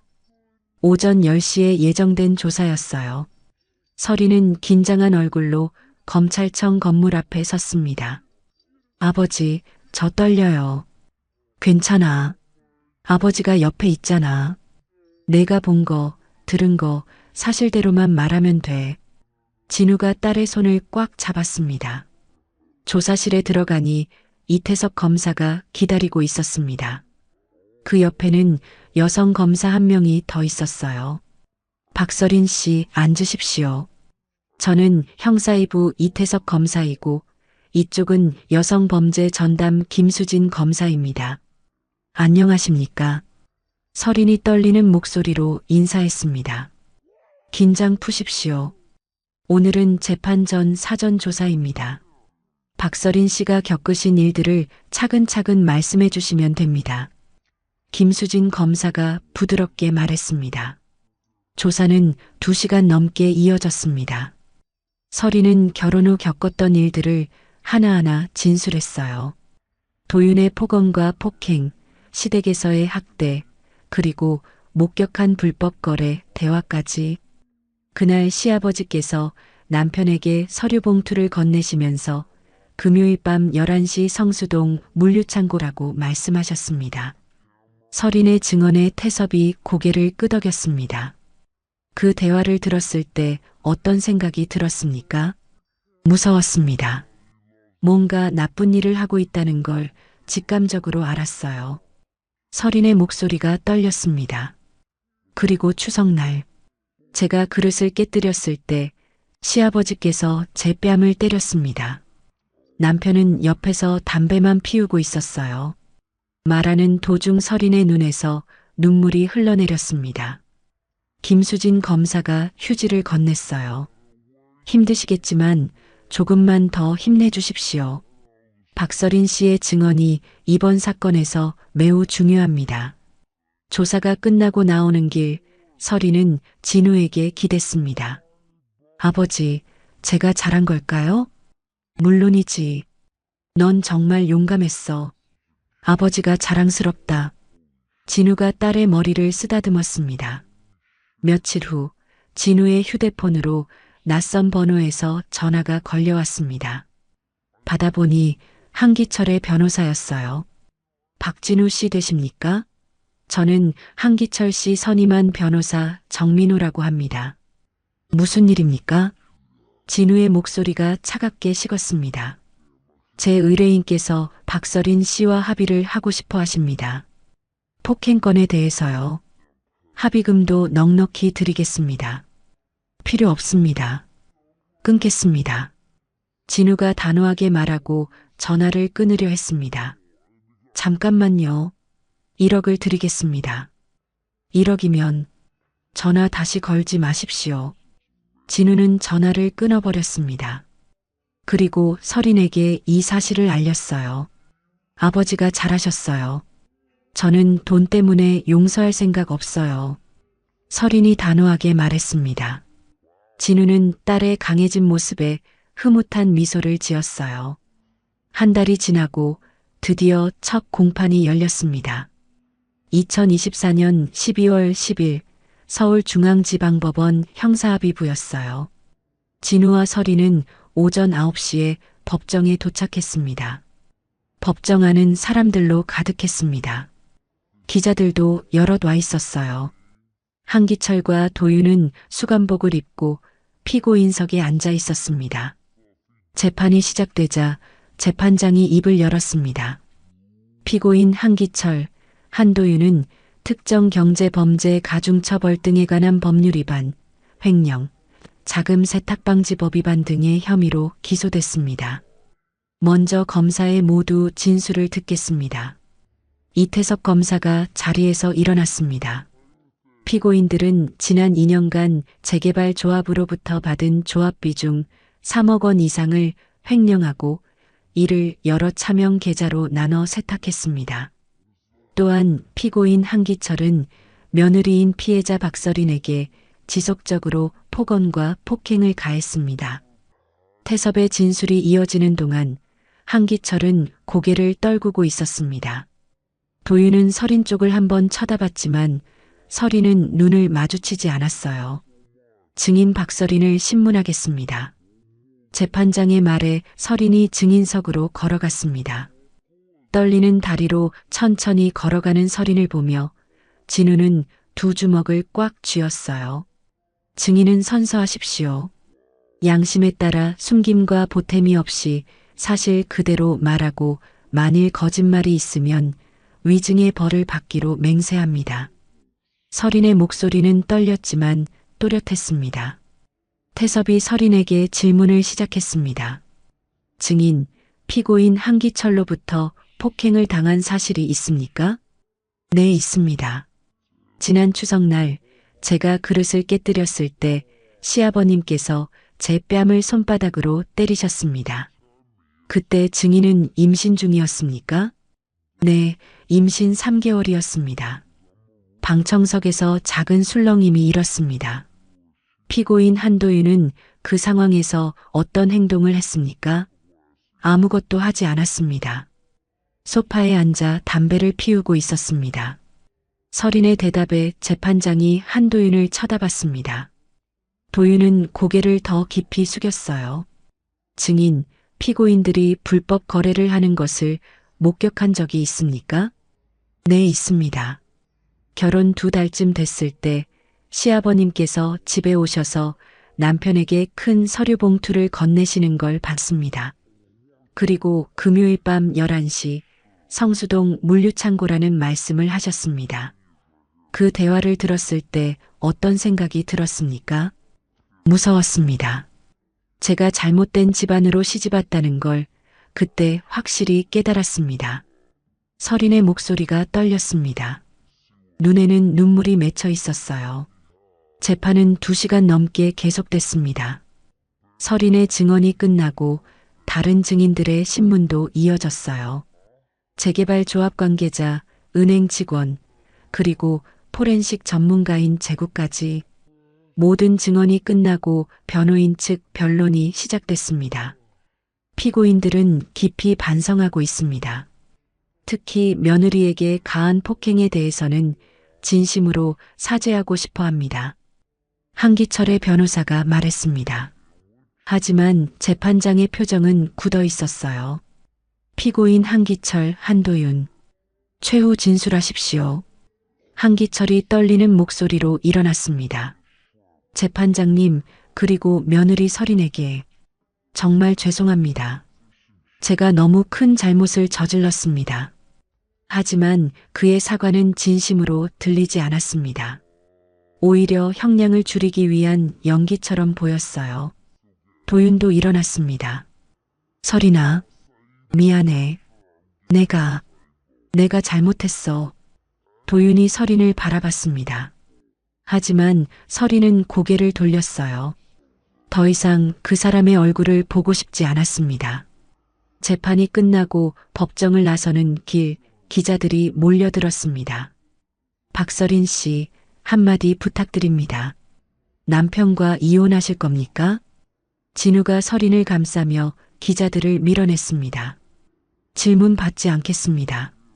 비켜주십시오. 차에 탄 서린은 한참을 아무 말 없이 앉아 있었습니다. 그리고 조용히 말했어요. 아버지, 저 이혼하고 싶어요. 그래, 당연히 그래야지. 아버지가 변호사 알아볼게. 감사합니다, 아버지. 이제 정말 새로 시작하고 싶어요. 서린의 눈빛에는 결연함이 서려 있었습니다. 일주일 후, 진우는 서린과 함께 가정법원을 찾았습니다. 이혼 소송을 제기하기 위해서였어요. 변호사 사무실에서 서류를 작성하는 서린의 손은 떨리지 않았습니다. 잘 결심하셨습니다. 상대방이 구속 중이니 재판은 빠르게 진행될 겁니다. 변호사가 말했습니다. 아이는 제가 키울 겁니다. 양육권도 저한테 있어야 해요. 서린이 단호하게 말했습니다. 걱정 마십시오. 상대방의 범죄 사실과 폭행 전력이 있으니 양육권은 당연히 어머니에게 갈 겁니다. 그날 저녁 집으로 돌아온 서린은 배를 쓰다듬으며 조용히 중얼거렸습니다. 미안해, 아가야. 내 아빠가 이런 사람인 줄 몰랐어. 하지만 엄마가 널 잘 키울게. 할아버지도 계시고 우리 셋이서 행복하게 살자. 서린의 눈에서 눈물이 흘러내렸습니다. 하지만 이번에는 슬픔의 눈물이 아니었어요. 새로운 시작을 위한 다짐의 눈물이었습니다. 첫 공판 이후 2달이 흘렀습니다. 그동안 여러 차례 공판이 이어졌어요. 증인신문, 증거조사, 변론. 모든 절차가 차근차근 진행됐습니다. 서린의 배는 점점 불러왔습니다. 이제 임신 6개월에 접어든 서린은 산부인과 검진을 받으며 조용히 출산을 준비하고 있었어요. 진우는 딸을 위해 집 안작은 방을 아기방으로 꾸미기 시작했습니다. 아버지, 이렇게까지 하실 필요 없어요. 서린이 미안한 표정으로 말했습니다. 무슨 소리야? 내 손주인데. 할아버지가 이것도 못해주면 뭐하겠어. 진우는 아기 침대를 조립하며 환하게 웃었습니다. 딸과 손주를 생각하면 마음이 따뜻해졌어요. 2025년 1월 15일 수요일, 드디어 선고 공판 날이 왔습니다. 오전 10시에 예정된 선고였어요. 진우는 서린과 함께 일찍 집을 나섰습니다. 아버지, 오늘 어떤 판결이 나올까요? 차 안에서 서린이 불안한 목소리로 물었습니다. 검사가 징역 10년을 구형했으니 최소 7, 8년은 나올 거야. 걱정 마. 진우가 서린의 손을 꽉 잡았습니다. 법정에 도착하니 이미 많은 사람이 와 있었습니다. 기자들도 여전히 많았어요. 이 사건은 재개발 비리의 전형적인 사례로 언론의 관심을 받고 있었습니다. 모두 기립하십시오. 법정 경위의 외침에 모두가 자리에서 일어났습니다. 재판장과 배석 판사들이 입장했어요. 한기철과 도윤은 여전히 수감복을 입고 피고인석에 앉아 있었습니다. 두 사람의 얼굴은 2달 전보다 훨씬 초췌해져 있었어요. 피고인 한기철, 한도윤의 선고 공판을 시작하겠습니다. 재판장이 서류를 펼쳤습니다. 법정 안이 숙연해졌어요. 진우는 서린의 손을 더욱 꽉 잡았습니다. 주문. 피고인 한기철을 징역 9년에 처한다. 피고인 한도윤을 징역 6년에 처한다. 재판장의 목소리가 법정에 울려 퍼졌습니다. 방청석에서 작은 탄성이 흘러나왔어요. 이유. 피고인 한기철은 재개발 조합으로부터 받은 조합비 중 3억 2천만 원을 횡령하고 이를 여러 차명 계좌를 통해 세탁했습니다. 이는 지역 주민들의 재산권을 침해한 중대한 범죄입니다. 재판장의 판결문 낭독이 이어졌습니다.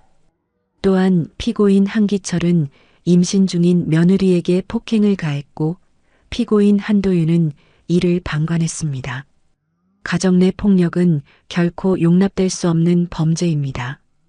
한기철은 고개를 푹 숙이고 있었습니다. 어깨가 미세하게 떨리고 있었어요. 피고인 한도윤은 아버지의 범죄를 방조하고 직접 자금 운반에 가담했습니다. 비록 주범은 아니나 공범으로서의 책임을 면할 수 없습니다.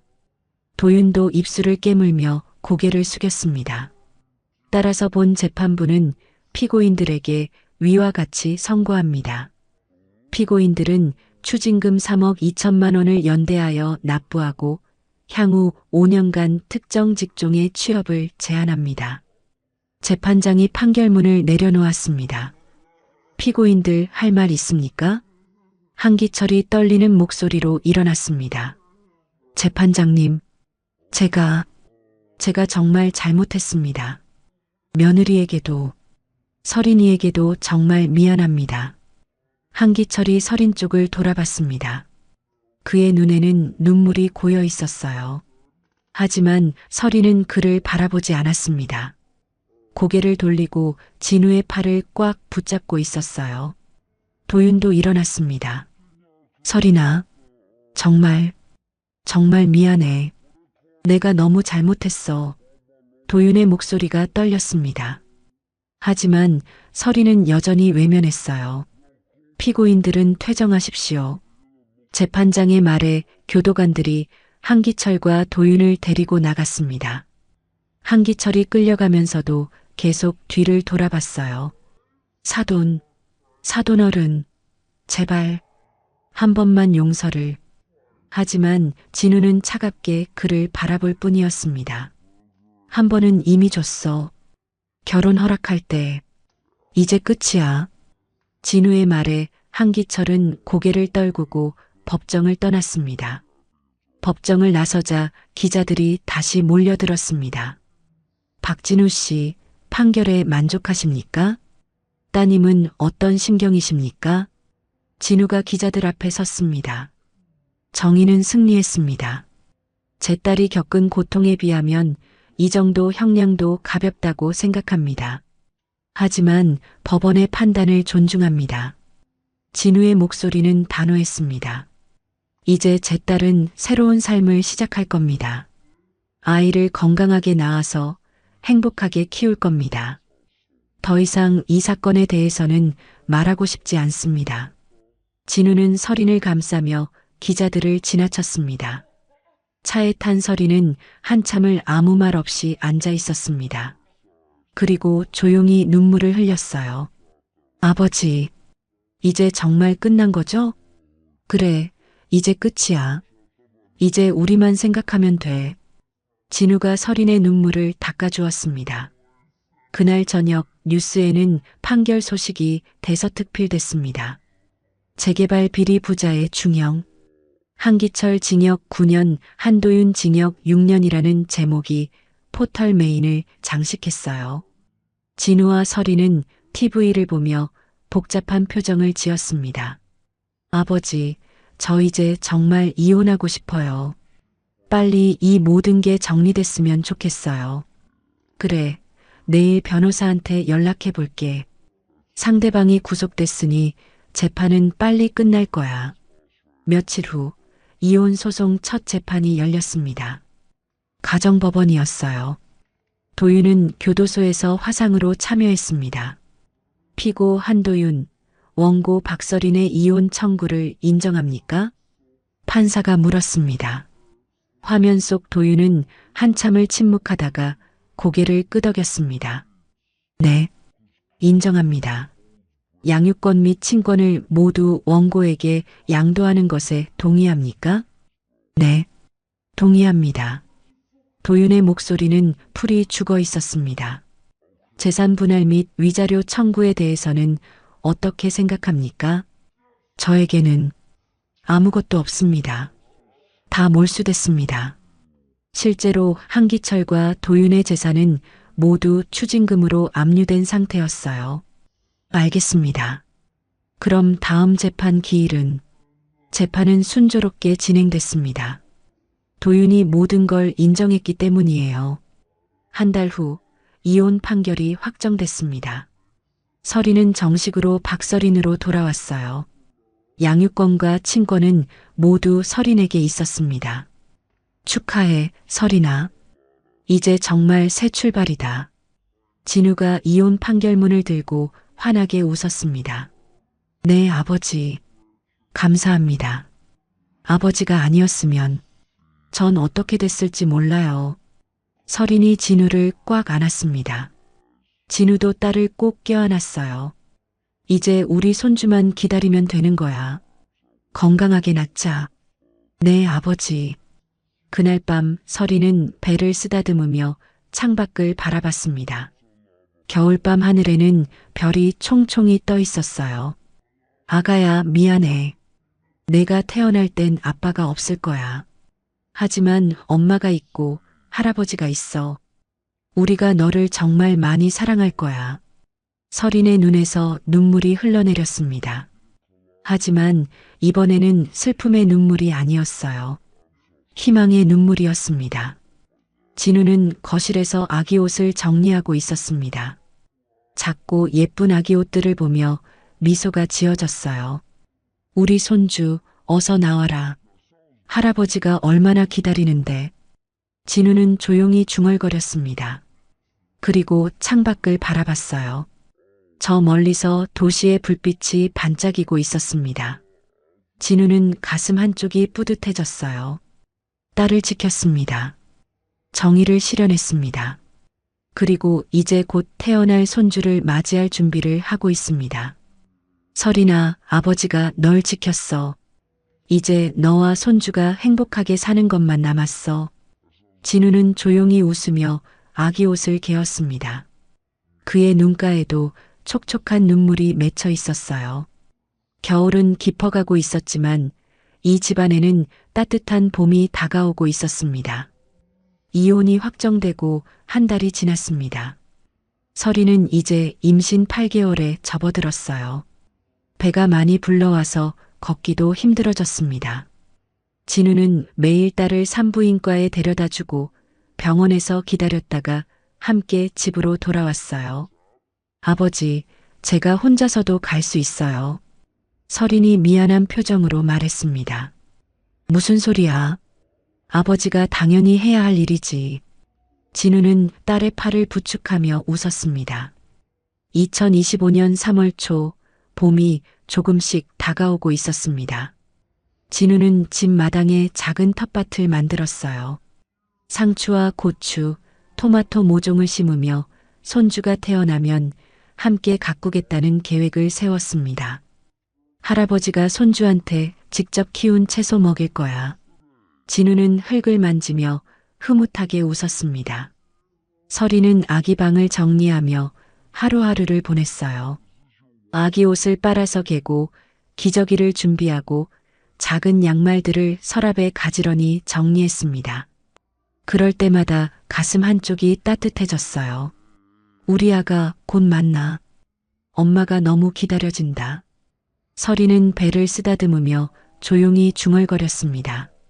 3월 20일 목요일 새벽 서린이 갑자기 배가 아프다며 잠에서 깼습니다. 새벽 4시였어요. 아버지. 서린의 신음소리에 옆방에서 자고 있던 진우가 벌떡 일어났습니다. 서린아, 무슨 일이야?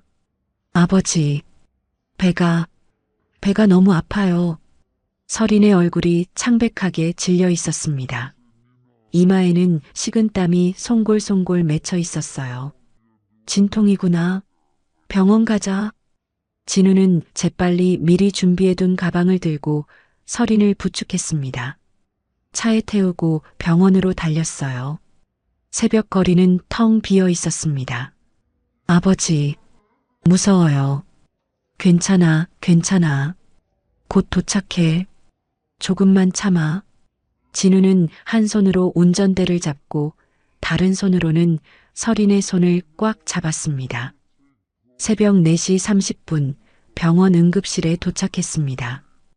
의료진이 휠체어를 가지고 나왔어요. 산모 상태 어떻습니까? 간호사가 물었습니다. 진통이 시작됐습니다. 진통 간격이 5분 정도인 것 같습니다. 진우가 다급하게 대답했습니다. 알겠습니다. 분만실로 모시겠습니다. 서린은 휠체어에 실려 분만실로 들어갔습니다. 진우는 분만실 밖에서 안절부절 못하며 왔다 갔다 했어요. 1시간이 지나고 2시간이 지났습니다. 분만실 문은 여전히 닫혀 있었어요. 진우는 복도 의자에 앉았다가 일어서기를 반복했습니다. 제발, 제발 무사히. 진우는 두 손을 모으고 기도했습니다. 새벽 6시 45분 분만실 문이 열렸습니다. 간호사가 환하게 웃으며 나왔어요. 축하드립니다. 건강한 여자아이입니다. 정말요? 아기가, 우리 손주가? 진우의 목소리가 떨렸습니다. 네, 산모도 아기도 모두 건강합니다. 잠시 후에 신생아실로 오시면 보실 수 있습니다. 간호사의 말에 진우는 그 자리에 주저앉았습니다. 눈에서 눈물이 주르륵 흘러내렸어요. 고맙습니다. 정말 고맙습니다. 진우는 손으로 얼굴을 감싸며 울었습니다. 기쁨의 눈물이었어요. 잠시 후 진우는 회복실로 들어가 서린을 만났습니다. 서린은 지쳐 보였지만 얼굴에는 환한 미소가 떠올라 있었어요. 아버지, 우리 딸 봤어요? 아직이야. 지금 신생아실로 가려던 참이었어. 같이 가요, 아버지. 서린이 침대에서 일어나려 했지만 몸에 힘이 없었습니다. 간호사가 휠체어를 가져왔어요. 신생아실 앞에 도착한 두 사람은 유리창 너머를 바라봤습니다. 작은 아기 침대들이 줄지어 있었어요. 간호사가 박서린이라고 적힌 이름표가 붙은 침대를 가리켰습니다. 그곳에는 작고 예쁜 아기가 포대기에 쌓여 자고 있었습니다. 작은 주먹을 꽉 쥐고 평화롭게 숨을 쉬고 있었어요. 저게 우리 딸이에요, 아버지. 서린의 목소리가 떨렸습니다. 그래, 우리 손주다. 진우도 눈물을 흘렸습니다. 두 사람은 한참을 유리창 앞에 서서 아기를 바라봤어요. 아버지, 이름 뭐라고 지을까요? 내가 짓고 싶은 대로 지어. 하늘이여. 박하늘. 넓고 맑은 하늘처럼 자유롭게 살았으면 좋겠어요. 좋은 이름이다. 하늘이. 우리 하늘이. 진우가 웃으며 고개를 끄덕였습니다. 오전 10시쯤 서린은 병실로 옮겨졌습니다. 간호사가 아기를 데려왔어요. 서린은 처음으로 딸을 품에 안았습니다. 하늘아, 엄마야. 반가워.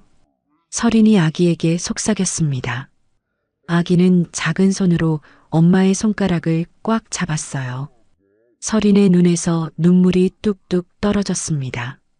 미안해, 하늘아. 내 아빠가 없어서. 하지만 엄마가 있고 할아버지가 있어. 우리가 너를 정말 많이 사랑할 거야. 진우도 옆에서 손주를 바라보며 눈물을 닦았습니다. 하늘아, 할아버지야. 내가 세상에서 제일 예쁜 아기다. 할아버지가 너 많이 많이 사랑할 거야. 진우가 아기의 작은 볼을 살짝 만졌습니다. 아기가 작게 미소를 지은 것 같았어요. 사흘 후 서린과 하늘이는 병원에서 산후조리원으로 옮겼습니다. 진우가 미리 예약해둔 곳이었어요. 깨끗하고 조용한 산후조리원에서 서린은 몸조리를 하며 하늘이와 함께 시간을 보냈습니다. 아버지, 이렇게까지 하실 필요 없었는데. 설인이 미안한 표정으로 말했습니다. 무슨 소리야? 내가 제대로 쉬어야 하늘이도 잘 키울 수 있지. 진우는 매일 산후조리원을 찾아와 설인과 하늘이를 돌봤어요. 손주를 안아보고 딸이 필요한 것은 없는지 확인했습니다. 2주일이 지나고 드디어 집으로 돌아가는 날이 왔습니다. 진우는 차에 아기 카시트를 미리 설치해뒀어요. 하늘이를 조심스럽게 카시트에 앉히고 설이는 뒷좌석에 앉았습니다. 자, 이제 집으로 가자. 우리 집으로. 진우가 웃으며 시동을 걸었습니다. 집에 도착하니 깨끗하게 정돈된 아기 방이 두 사람을 맞이했습니다. 진우가 2주일 동안 정성껏 준비한 공간이었어요. 아버지, 이렇게까지 하셨어요? 설인이 감동한 표정으로 아기 방을 둘러봤습니다. 아기 침대, 옷장, 수유의자, 필요한 모든 것이 갖춰져 있었어요. 당연하지. 우리 손주 방인데. 진우가 환하게 웃었습니다. 그날 밤 설이는 하늘이를 재우고 거실로 나왔습니다. 진우가 소파에 앉아 TV를 보고 있었어요. 아버지, 감사합니다. 정말 아버지가 아니었으면 전 어떻게 됐을지. 설인의 목소리가 떨렸습니다. 무슨 소리야? 넌 내 딸이잖아. 아버지로서 당연히 해야 할 일을 한 거지. 그래도 정말 고맙습니다. 저희 모녀를 지켜주셔서. 설인이 진우를 꽉 안았습니다. 진우도 딸을 꼭 껴안았어요. 앞으로 우리 셋이서 행복하게 살자. 하늘이 잘 키우고 내가 하고 싶은 일도 하고 아버지가 다 도와줄게. 네, 아버지. 며칠 후 진우는 하늘이를 안고 마당으로 나갔습니다. 봄볕이 따사롭게 내리쬐고 있었어요. 하늘아, 봐. 저기 할아버지가 심은 상추가 자라고 있어. 내가 좀 더 크면 할아버지랑 같이 텃밭 가꿀 거야. 진우가 아기에게 속삭였습니다. 하늘이는 맑은 눈으로 할아버지를 바라봤어요. 설이는 창문 너머로 그 모습을 바라봤습니다. 아버지가 손주를 안고 마당을 거니는 모습, 가슴이 뭉클했어요. 감사합니다, 아버지. 그리고 미안해요, 하늘아. 우리 행복하게 살자. 꼭. 설인이 조용히 중얼거렸습니다. 저녁 무렵 노을이 아름답게 물들었습니다. 진우는 마루에 앉아 노을을 바라봤어요. 품에는 하늘이가 잠들어 있었습니다. 이제 다 끝났다. 악은 무너졌고 우리는 살아남았어. 그리고 이 작은 생명이 우리에게 왔지. 진우가 하늘이의 작은 손을 꽉 잡았습니다. 하늘아, 너는 사랑받기 위해 태어났어.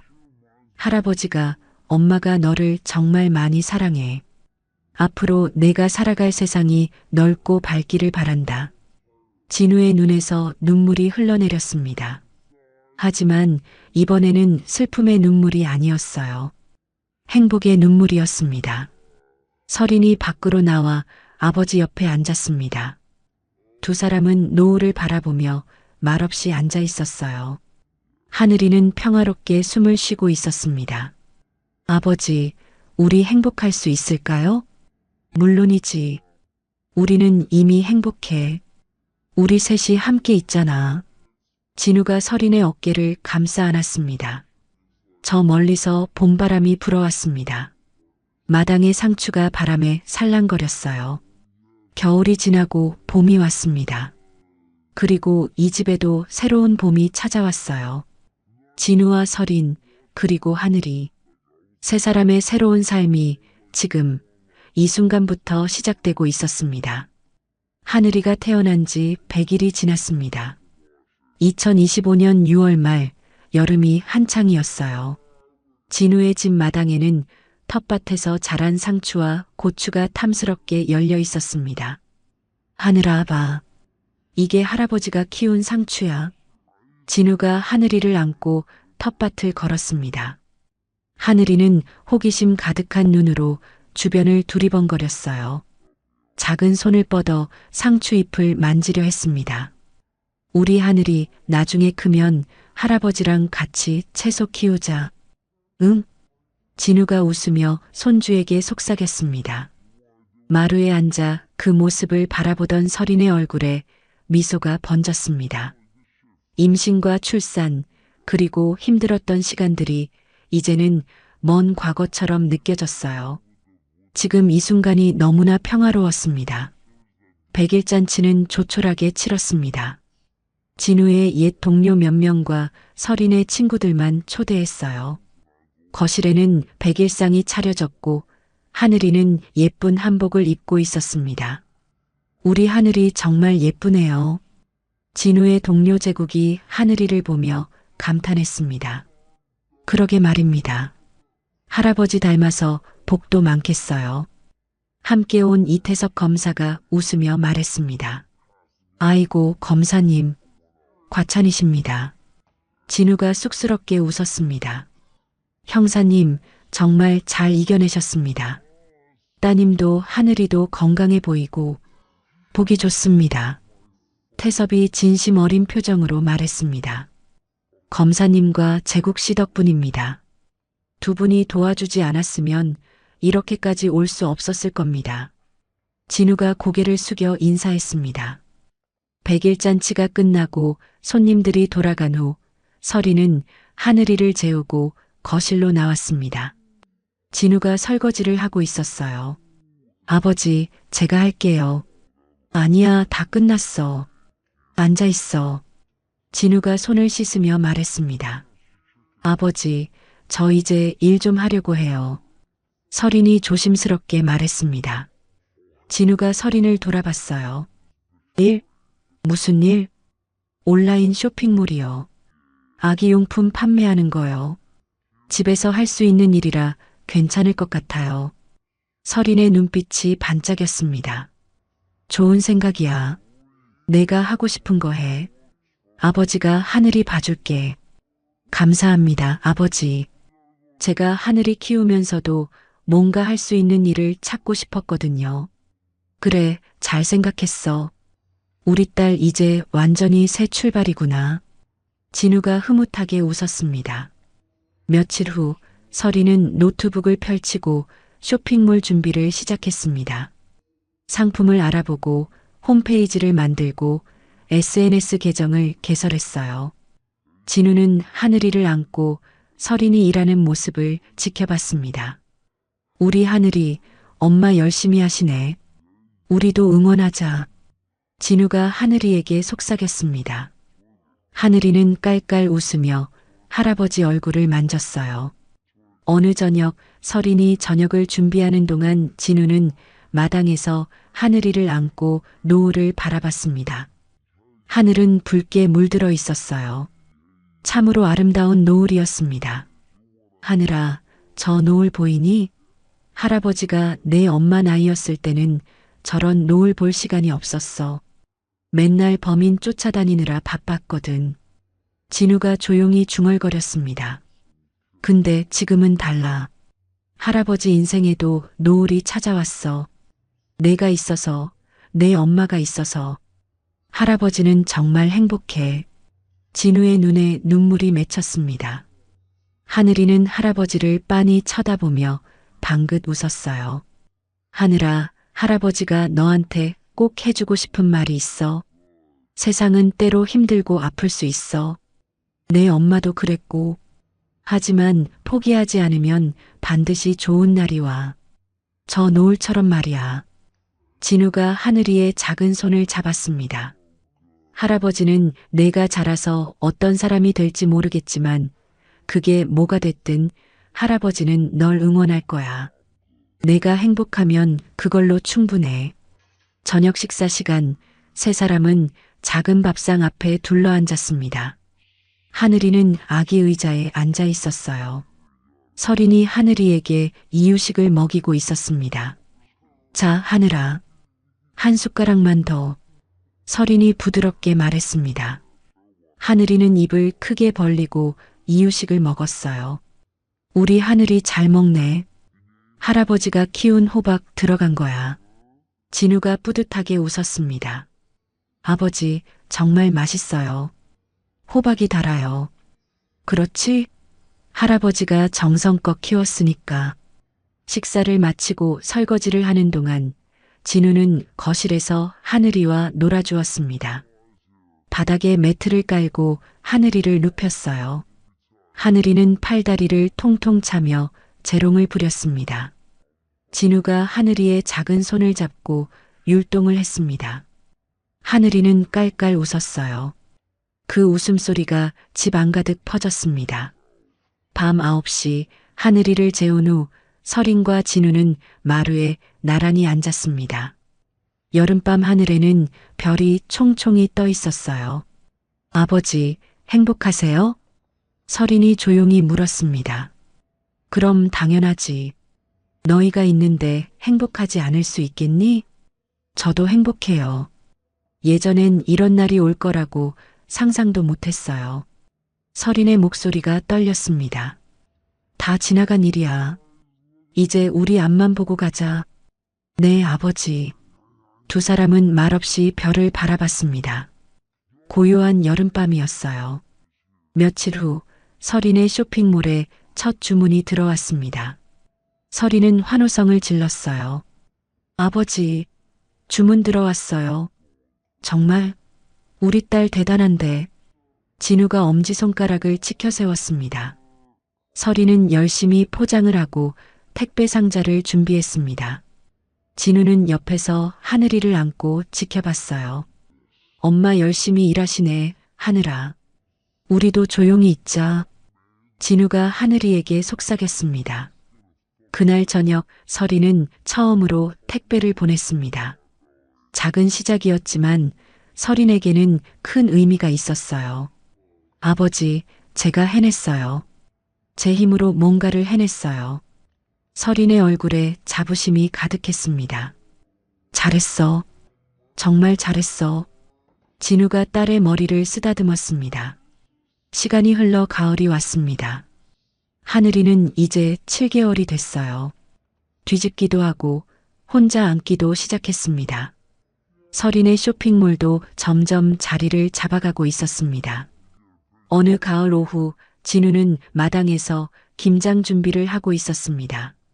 설인이 하늘이를 유모차에 태우고 나왔어요.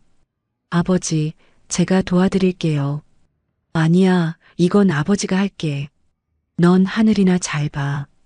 그래도 괜찮아.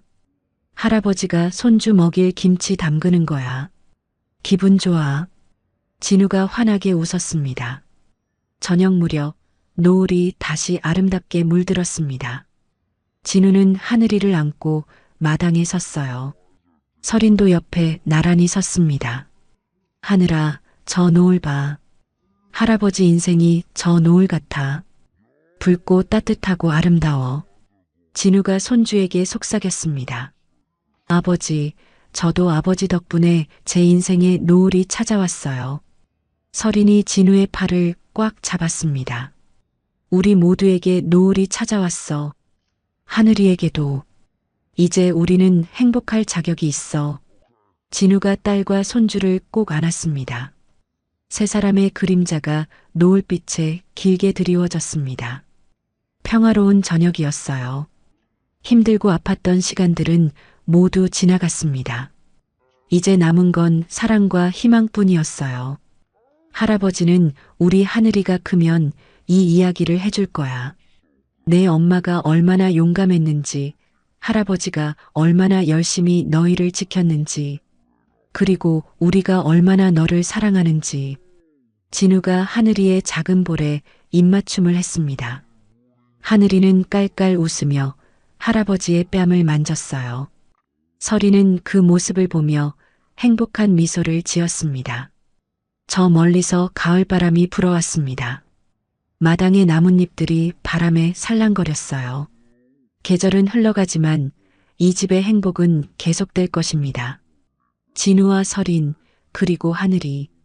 세 사람의 노을빛 인생은 지금 가장 아름답게 빛나고 있었습니다. 진정한 사랑은 포기하지 않는 것입니다. 진우가 딸을 지켜낸 것처럼 설인이 아이를 품고 다시 일어선 것처럼 말이죠. 가장 어두운 밤이 지나면 반드시 아침이 오듯 우리 인생에도 노을처럼 아름다운 순간이 찾아옵니다. 여러분의 삶에도 따뜻한 노을빛이 가득하길 바랍니다. 오늘도 시청해 주셔서 감사합니다. 노을빛처럼 따뜻한 하루 되시길 바라며 노을빛 인생이었습니다.